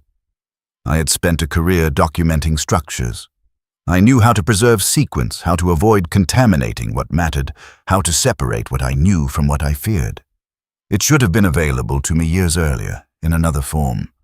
That knowledge became part of the shame and also finally part of the use. I got my phone charger, plugged the phone back in, and began photographing everything. The open wall from multiple angles. Close shots of the pencil marks with a ruler beside them for scale. The closet latch. The sanded frame patch. The position of the chair from the table and from the hall. The grouped scratches on the brass plate. The runner fold memory. The stair tread that sounded and the one that did not. The receipt for the flashlight. The house notebook pages. The coin envelope of shortened screws. The old silver watch on the oak table next to my wedding ring when I took it off to steady the camera. Elise watched some of it from the kitchen and some from the doorway. Once she said, "Take the hall from Mom's chair." I did. Once she said no, lower. I did that too. At 3:30 after hours that passed both fast and cruelly, she said, "There's one more place." We were at the service stair end of the hall. The afternoon had gone dim again under a bank of weather. The house carried that late-day gray inside it that makes walls look older and sound carry farther. Elise pointed not to the closet or the wall, but low to the baseboard near the service stair trim. There. I crouched. At first I saw nothing but paint-old cork, the shallow nicks every baseboard earns from vacuums and shoes. Then, with my face level to it, I noticed a hairline seam too straight to be accidental about 8 inches long near the floor. "Helen did that," Elise said. "How do you know?" "She showed me once." I ran my fingernail gently along the seam. It gave slightly at one end. Hollow. My heart had begun to pound in the ugly, deliberate way it does before not just discovery, but commitment. Because once I opened whatever that was, the house would move another step away from forgivability. I fetched a thin putty knife from the basement workbench. The basement felt like a mercifully stupid place after the whole cement tools furnace, my old vice shelves of paint cans labeled in Helen's block print. Up on the pegboard hung the inspection flashlight I had carried for years before retirement. I took that too. When I came back, Elise had not moved. She stood one stair down from the kitchen level, one hand on the rail, giving me room and holding herself where she could see both me and the side door at once. The putty knife slid into the seam with only slight resistance. The baseboard section lifted. Inside in the shallow cavity lay a small black flashlight with faded yellow tape around the middle and a folded index card stained faintly at one corner, as if by old moisture or sweat. I stopped breathing. The flashlight was the kind you buy for a child or keep in a junk drawer. Cheap black plastic. The yellow tape had once probably been bright and practical, something Helen added so it would show up in the dark. Seeing it there in the hidden baseboard was one of the most obscene experiences of my life, because it was so ordinary. No treasure, no melodrama. A mother's cheap preparation hidden at ankle height because there had not been any cleaner language available in the house for what her daughter needed. I picked up the flashlight first. It was lighter than I expected. Dead, of course. Then the card. My fingers were clumsy unfolding it. The index card had Helen's writing on one side small and compressed to fit light on equals go light off plus voice equals wait. Catch equals hold. Second step. No kitchen if clear stairs, only if car gone. On the back. In Elise's younger writing narrower and sharper than Helen's 4 seconds door to closet, 3 seconds closet to stairs. Don't run. Unless Mom says. The hall went silent around me. I do not mean acoustically. I mean the whole moral structure of the place stopped pretending. Every chair angle, every switch, every softened phrase, every family supper where I had been proud, we all got through it without raised voices. That whole false architecture lost its skin at once. What remained was this. My wife had hidden a card in the baseboard of my house, teaching my daughter how to move if my son came home at the wrong time. I sat down on the stair because my legs simply failed the rest of the argument. Elise did not rush to me. That, too, was a kind of judgment I deserved. She stood looking at the card in my hands with a face so tired and so old in its endurance that I could not bear it. Dad. The word came softer than anything she had said all day. Not to comfort me, to pull me back from wherever I had fallen. I looked up at her. She gave one small shake of the head as if telling me not to waste the moment on collapse. Not yet. That was the point of no return, though I did not know until later that there would still be one farther ahead. This one was enough for the afternoon. The house had confessed in Helen's hand and Elise's. Whatever room for interpretive kindness still existed around Graham narrowed to almost nothing. Almost. Because the last dirty refuge of a father is almost. We took the card and flashlight to the kitchen table. I did not trust my own grip, so I laid them down carefully as if they might dissolve. Then I brought out everything else and put it beside them. The brass switch plate, the notebook, the receipt for the flashlight and screws, the envelope of shortened latch hardware, photographs on my phone airdropped to the old laptop Helen used for recipes so I would not risk losing them. Nolan's written description, which he had texted after I asked if he'd mind putting his observation in words. Marcy's recollections written out in my own hand, while she repeated them over the phone once more at my request, her voice grim and exact. The table became a line of household things and household proofs, not one of them theatrical. Together, they were devastating. At 5:14, Graham texted again. "This has gone far enough. I'm coming by at 6 and we're ending it." I stared at the screen and felt unexpectedly calm. Not peace. Strategy. The old trap had depended on open thresholds, on family vagueness, on the privilege of casual arrival and softer language. I understood that now. If I let him enter the kitchen, he would stand where he always stood best between normalcy and accusation, making both seem embarrassing. If I argued with him at the side door, he would turn the house itself into his witnessless corridor again. No. I typed back one sentence. "Come at 6. Then I added another. "You'll answer in Elise's room." I hit send before fairness had the chance to stick its foot in the door. The text showed delivered. Across from me, Elise had seen enough of my face to know a message had come. "What did you do?" I looked at the line of objects on the oak table. The card, the flashlight, the scratched brass plate, the envelope of screws. Helen's notebook opened to a page where her neat black handwriting had once looked like a wife's preference and now read like field notes from a quiet campaign. The moved chair square no longer because I had not returned it to its old angle after all. Outside the side yard window, the early evening had begun to gather in the hedge. "I stopped letting truth happen to me," I said. Her eyes moved to the phone in my hand, then back to me. "What does that mean?" "It means he comes at 6, I said. "And he does not answer me in the kitchen. He answers in your room." For the first time since she had arrived, something in her expression changed that was not anger, exhaustion, or old reflex. It was not trust either. Trust is too warm a word for what passed between us then. It was recognition that I had finally chosen a shape. "Dad," she said, "once you do this, you don't get to go back." I looked at the evidence arranged in a straight line on the kitchen table, every piece of it domestic. Every piece purchased or written or touched by people I loved, every piece now pointing in one direction I could no longer afford to call complicated. I know, I said. And I did. I know.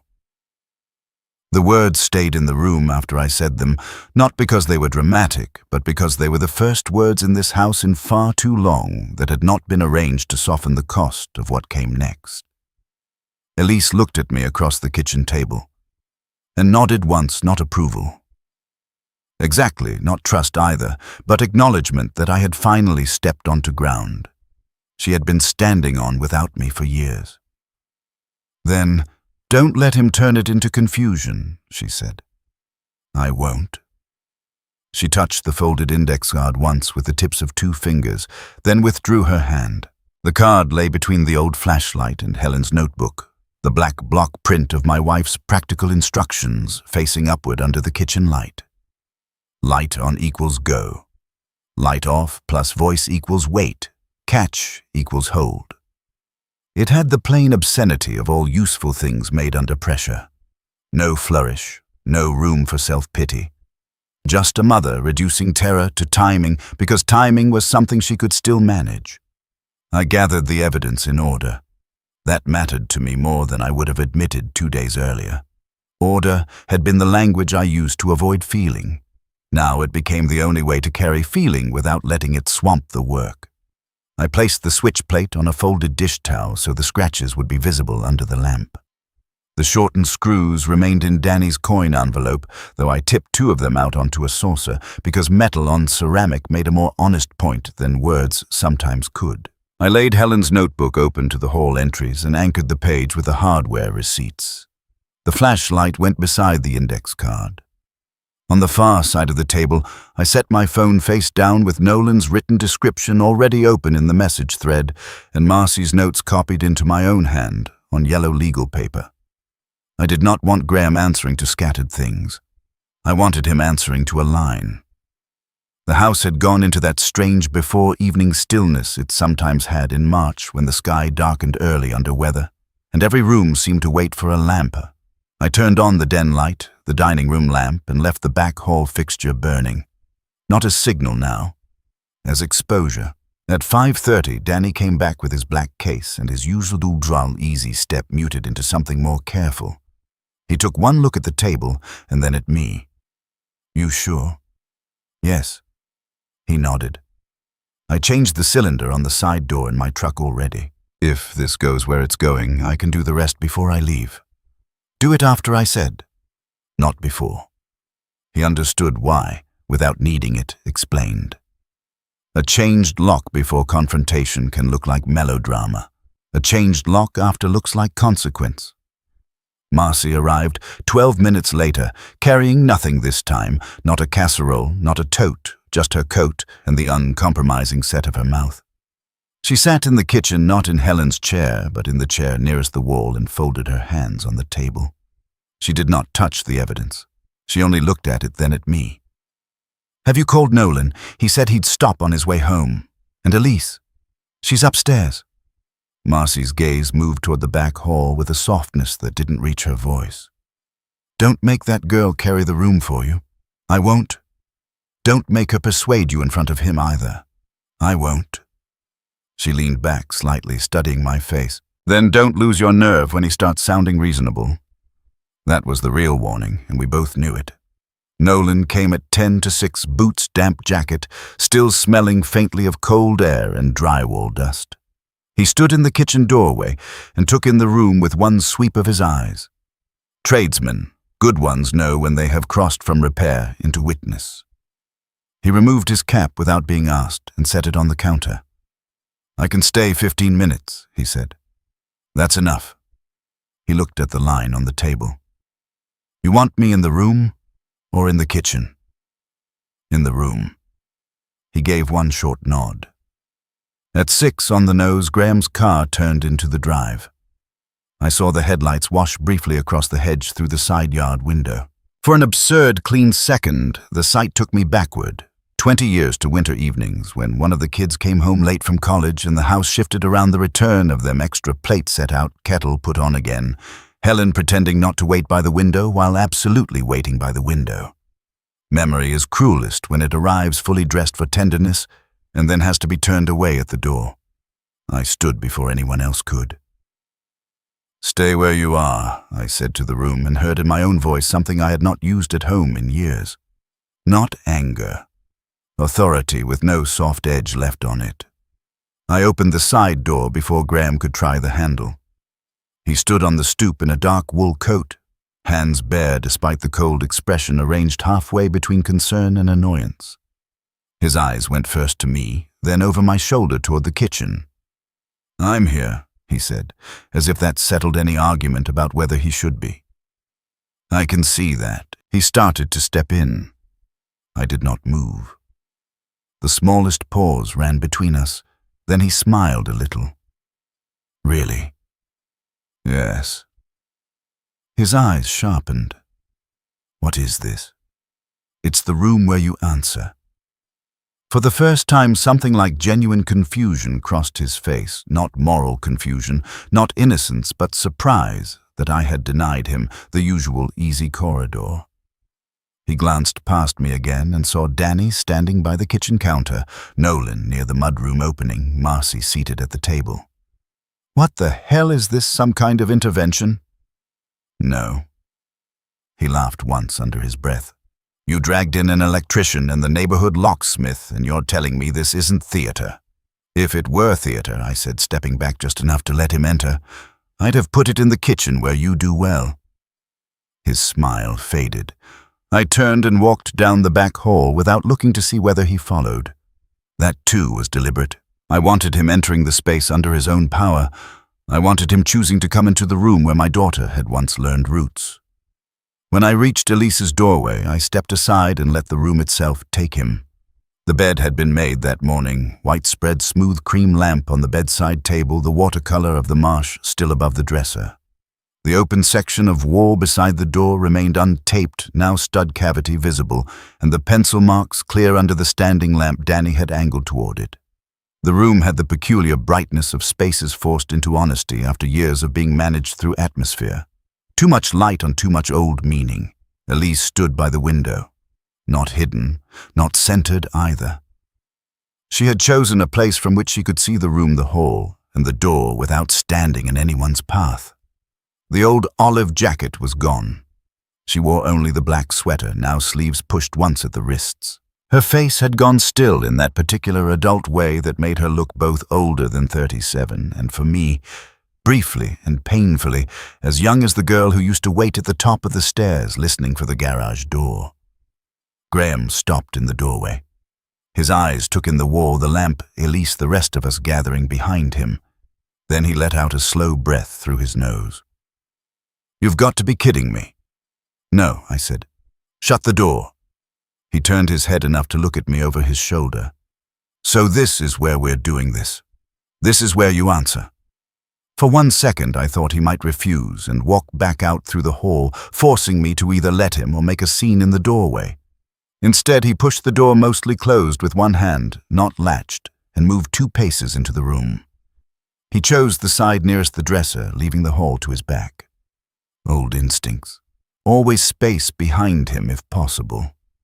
I did not stand in front of him. I took my place near the bed, where I could see both him and the wall. Danny remained by the half-closed door. Nolan stood just inside the hall. Marcy leaned one shoulder against the doorframe outside the room, close enough to hear every word and visible from where Graham stood. The arrangement mattered. Not mob.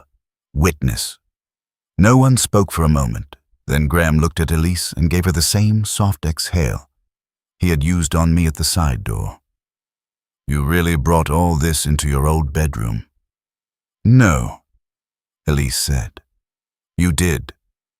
The answer landed harder than if she had raised her voice. He looked back to me. "All right, let's hear it." I reached for the first thing, not because it was the most important, but because it was the smallest. Small things had hidden too much here already. I held up the brass switch plate. "This used to sit in the hall," I said. He glanced at it and then away. "Yes, I'm familiar with our electricity." "It's scratched." "So?" "Grouped. Counted." He said nothing. I placed it on the dresser beneath the marsh painting where the light caught the clustered marks. 4. Space. 3. The metal gleamed softly old brass, with the shine rubbed off by years of hands, and now at last meaning restored in the wrong direction. This, I said, taking up Danny's envelope and tipping the shortened screws into my palm, came from the hall closet catch. They're deliberately short.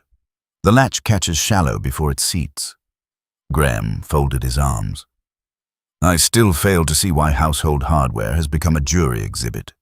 Because Helen bought those screws twice, I said.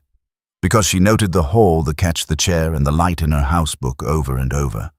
Because Nolan opened the wall and found Elise's name with directional marks and a 4-second note written in the cavity. Because Danny says that latch setup buys time. Because Marcy says Helen asked how to buy a frightened girl 3 seconds at a doorway without making a man feel accused. He laughed, then softly enough to sound almost compassionate. Jesus Christ. I did not look away from him. No. The softness vanished from his face for a second, then returned in another form, the careful restraint of a man who believes he can still win if everyone else will only stop embarrassing themselves long enough to let him define the weather. You're grief-drunk, he said. I heard Marcy inhale sharply behind me. I raised one hand slightly, not to stop her from speaking, but to keep the room from splitting too early. No, I said again. I'm late. Something moved in his eyes at that. Not pity, not guilt. Calculation. You're late to what he asked, to seeing what my wife was doing in this house, to understanding why. He shook his head slowly. This is insane. I picked up the index card. Even now, with my fingers on it, I felt a little jolt of private horror at the ordinariness of it. White cardstock. Helen's writing in black ink.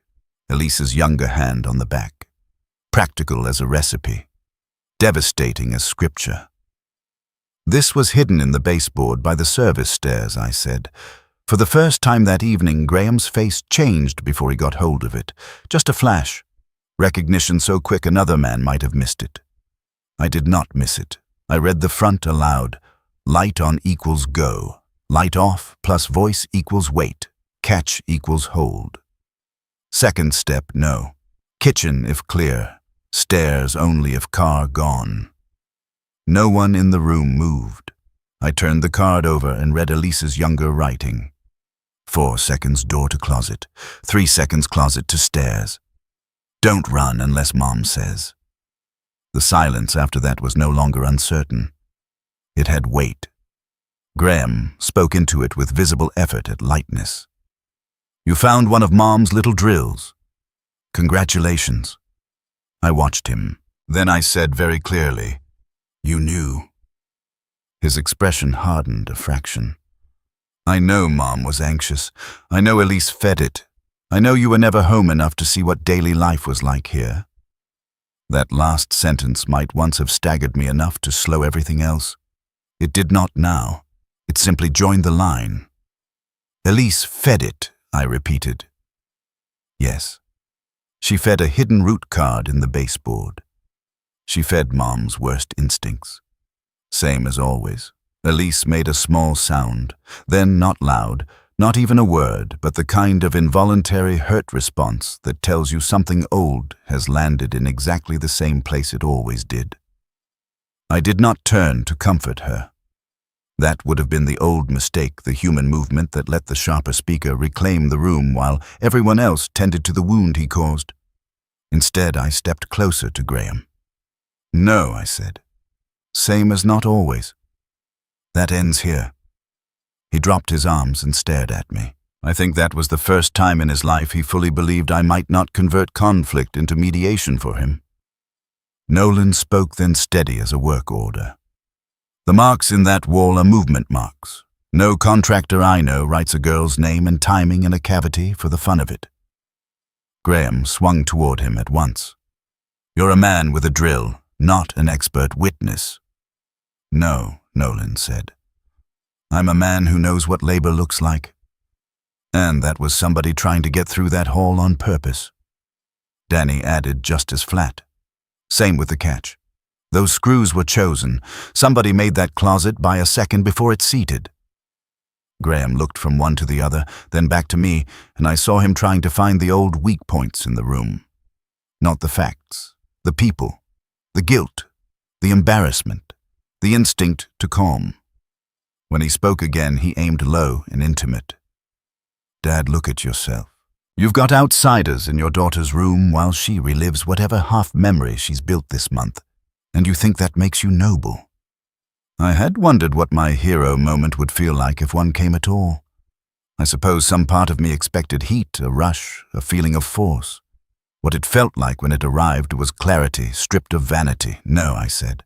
"What makes me noble would have been seeing it when she was 15. The room went still around the sentence. I did not raise my voice.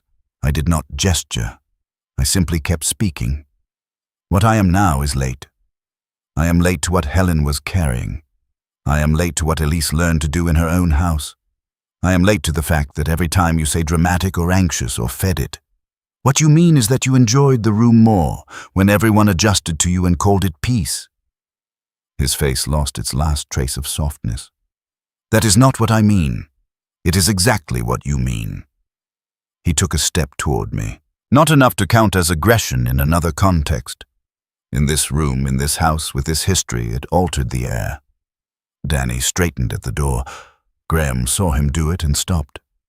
That stop mattered more than any shout would have, because it proved knowledge, proved calibration, proved he knew exactly where other people's lines were and how far to press before stepping back. Elise spoke then, and the room changed again. "You always knew she was timing the hall," she said. He did not look at her. "Yes, you did," she said a little louder. "You knew she moved the chair. You knew what the light meant. You used to laugh about it."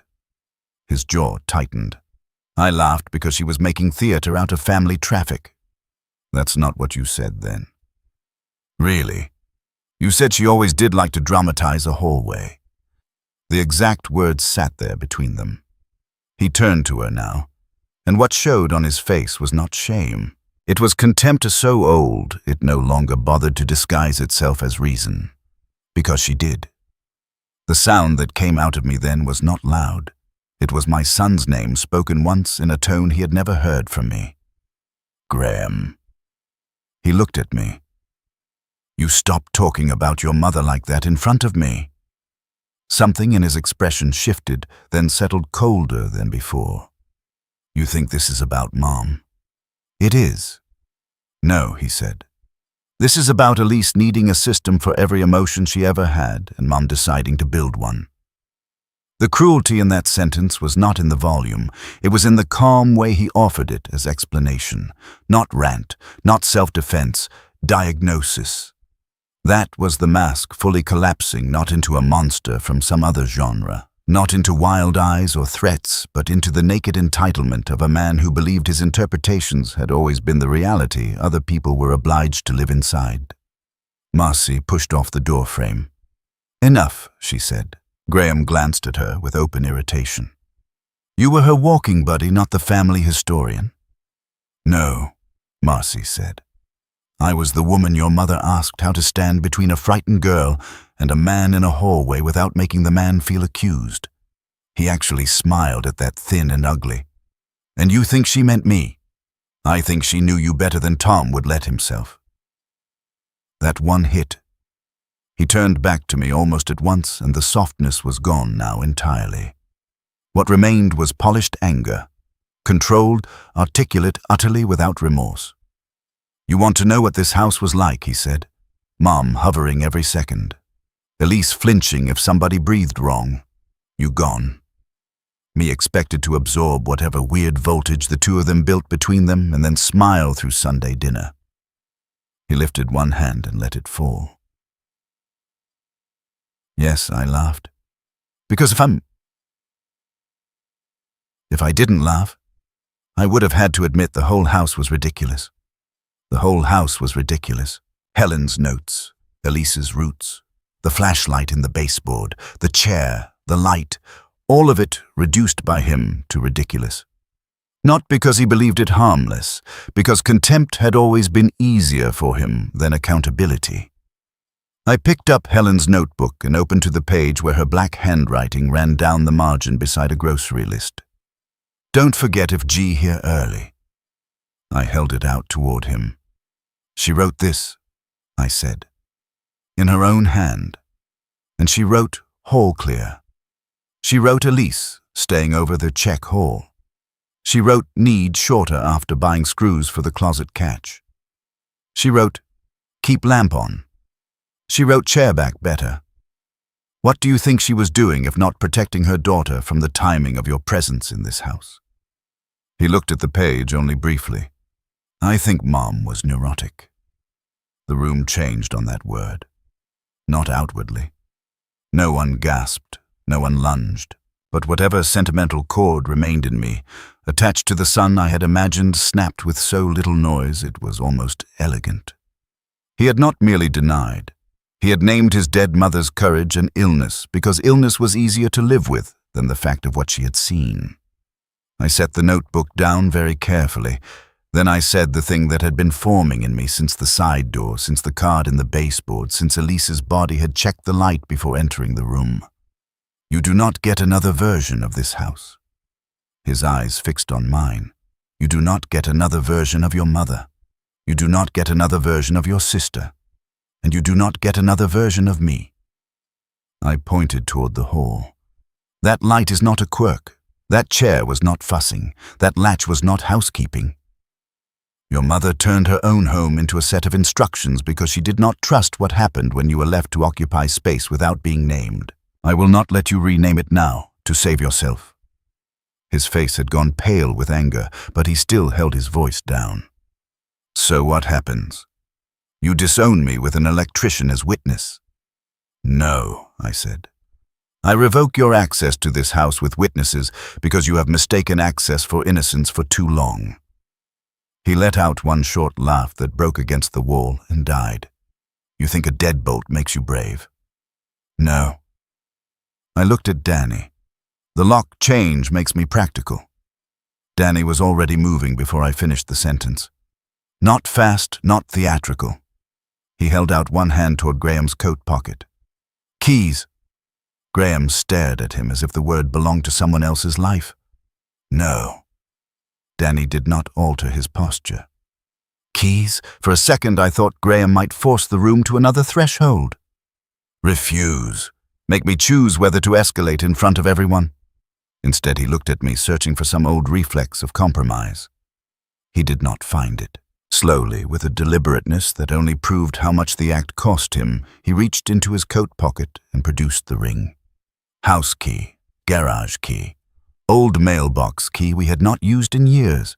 He held them a second too long in his palm, then he placed them in Danny's hand. The sound of metal changing ownership was one of the most satisfying sounds I have ever heard, and one of the saddest. No one spoke while Danny stepped into the hall, set the keys on the kitchen table beyond sight, and came back. Graham's mouth had gone flat. The mask had not shattered into theatrics because men like him almost never spend anger in ways that cost them public control. It had collapsed into something colder and more revealing, a face no longer trying to be agreeable because agreement had ceased to purchase power. He looked at Elise last. "You know this doesn't fix you." The words had barely left his mouth before I moved. Not toward him with fists, toward the door. I opened it fully, stepped into the hall, and looked back at him. "Out."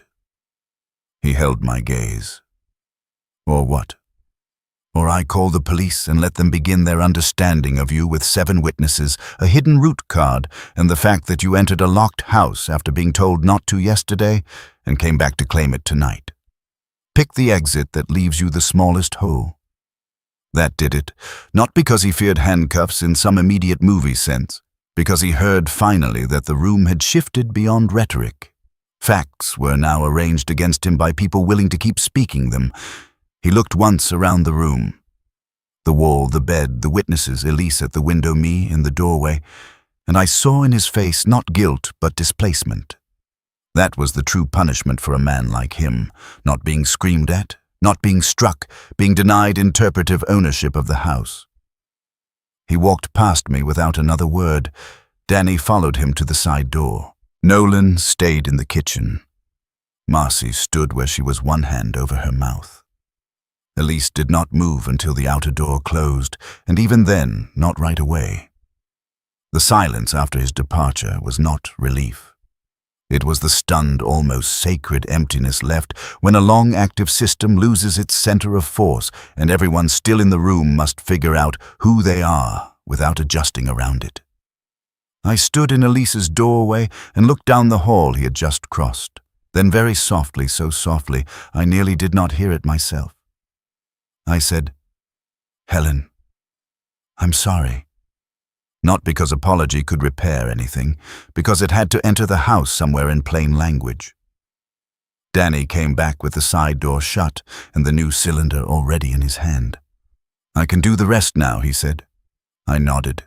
He worked the locks while Nolan finished writing out his statement at the kitchen table. Marcy called her husband and then, with my permission, my attorney. A calm widow named Claire Rosen, who had handled our estate papers and now listened without interruption while Marcy gave her the practical outline. Not the whole story, just enough for next steps. Change access. Document everything.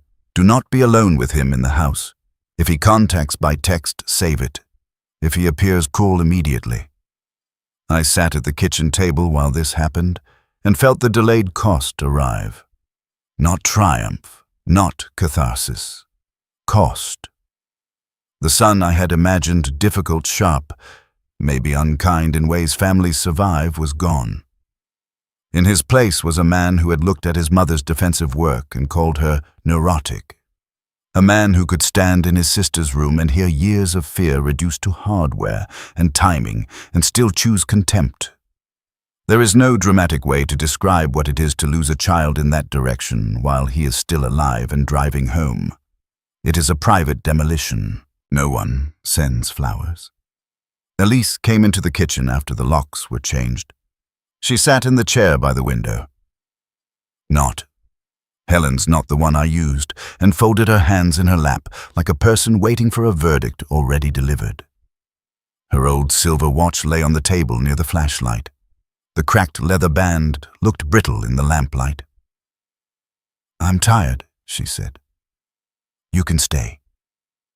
She looked at the hall, the open wall, the notebook, the spread of proof, then back at me. "Not tonight." I started to protest and stopped. She was right. The room had been reclaimed in one sense and not at all in another. Tonight the house still smelled like open plaster and confrontation. Tonight, every object had a second life she could not yet afford to sleep beside. "Then, I'll drive behind you," I said.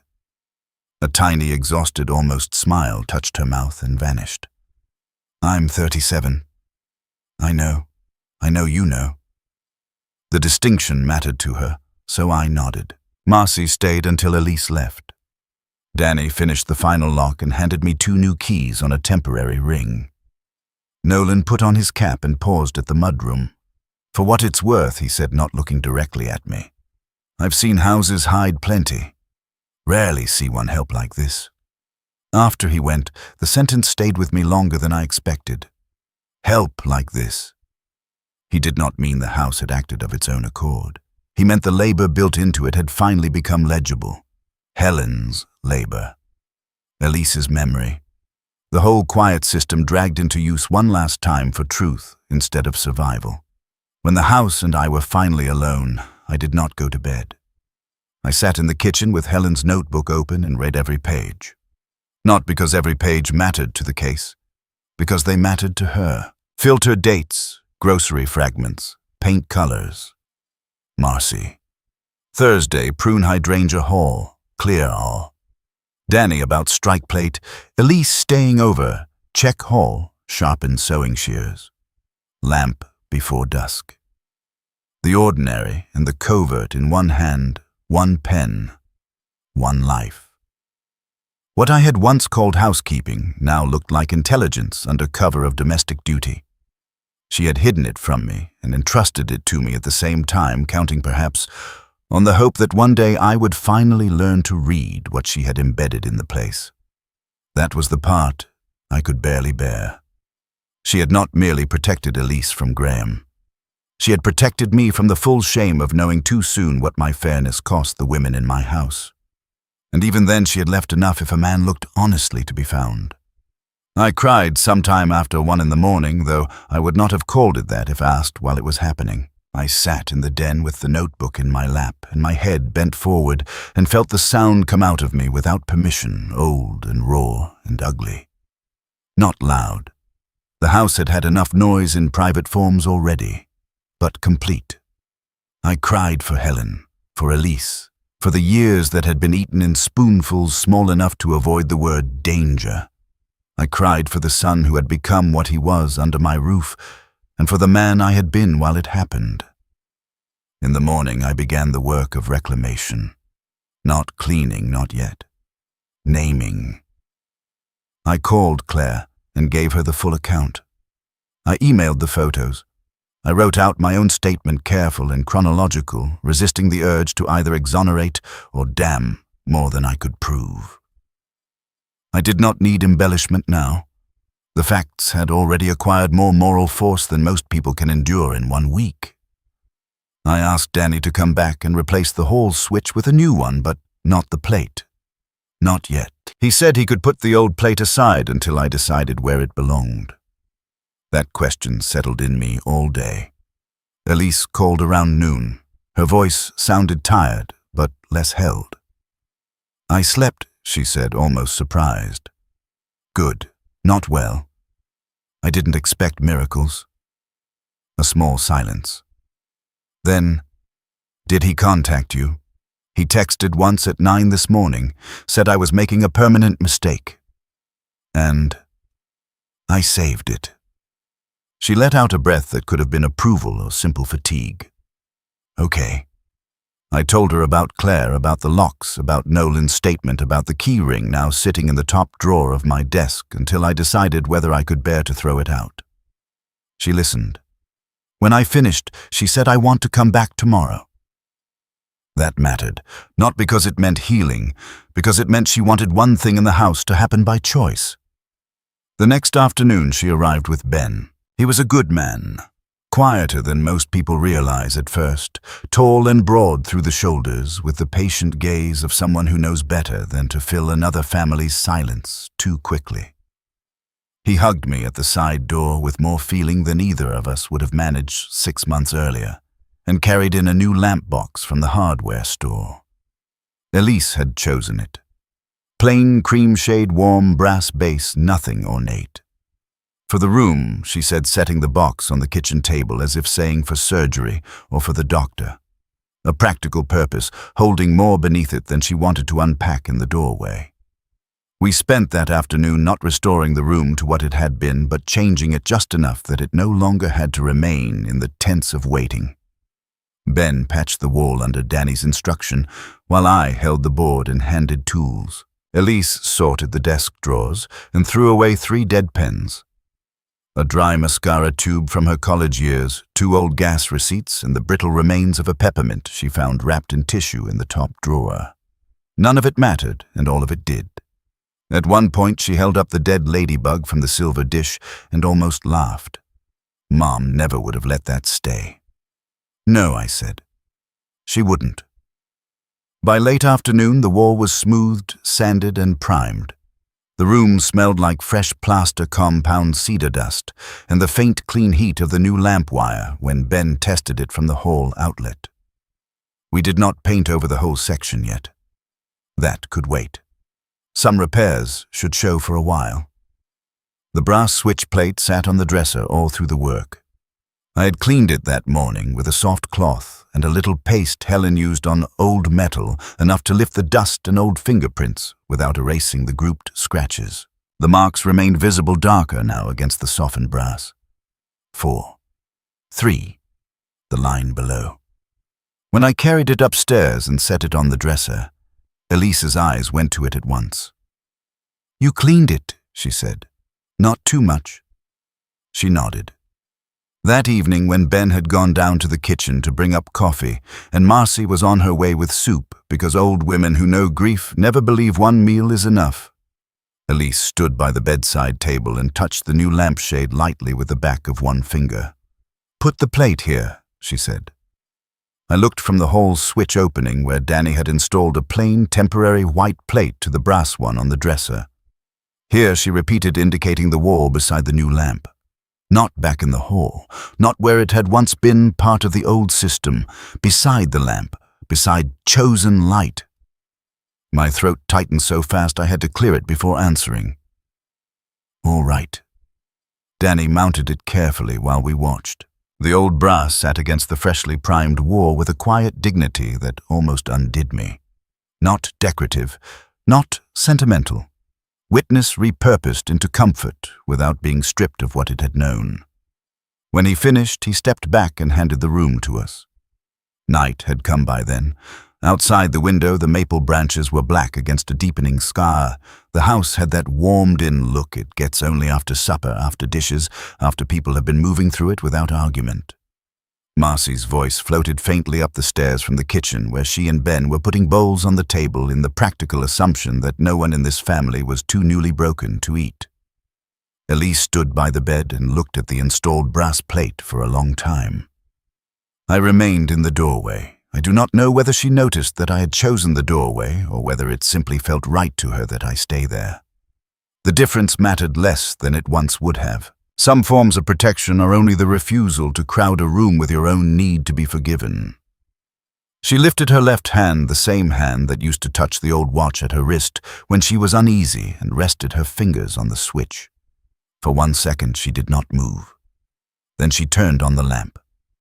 The light came up warm and steady beside the bed. Not harsh, not exposed, just enough to soften the corners of the room and pull the cream shade into being against the dusk. The brass plate caught it gently. Not as signal, not as warning. As an object still marked, still old, still carrying the scratches that once counted seconds and now simply held light in place where a daughter could reach it by choice. Elise kept her hand there a moment longer. I stood outside the doorway and looked at her, at the lamp at the room Helen had once fortified in secret and we had now altered in the open, and I understood at last what my wife had built into this house all those years. Not a code, not fear alone. A structure of love that had refused to wait for my understanding before acting. That was the dignity I had failed to see in her while she was alive. Not that she kept a good home, that she had the courage to make home out of the only tools left to her when plain warning would not yet hold. The room was quiet. Downstairs I could hear a spoon touch a bowl. Marcy saying something to Ben in her blunt, warm voice, the old floor answering with a familiar settling sound. The house was still itself, changed forever, but still itself. Elise finally took her hand from the switch and sat on the edge of the bed. "It's nice," she said. Yes. We did not say healed. We did not say safe, as if safety were a permanent noun that could be granted once and then trusted forever. We said nice because the lamp was nice, and because after everything a room allowed, to become simply nice again was no small grace. I stayed where I was, outside the doorway, not blocking it, not claiming it, just present in the only honorable way left to me.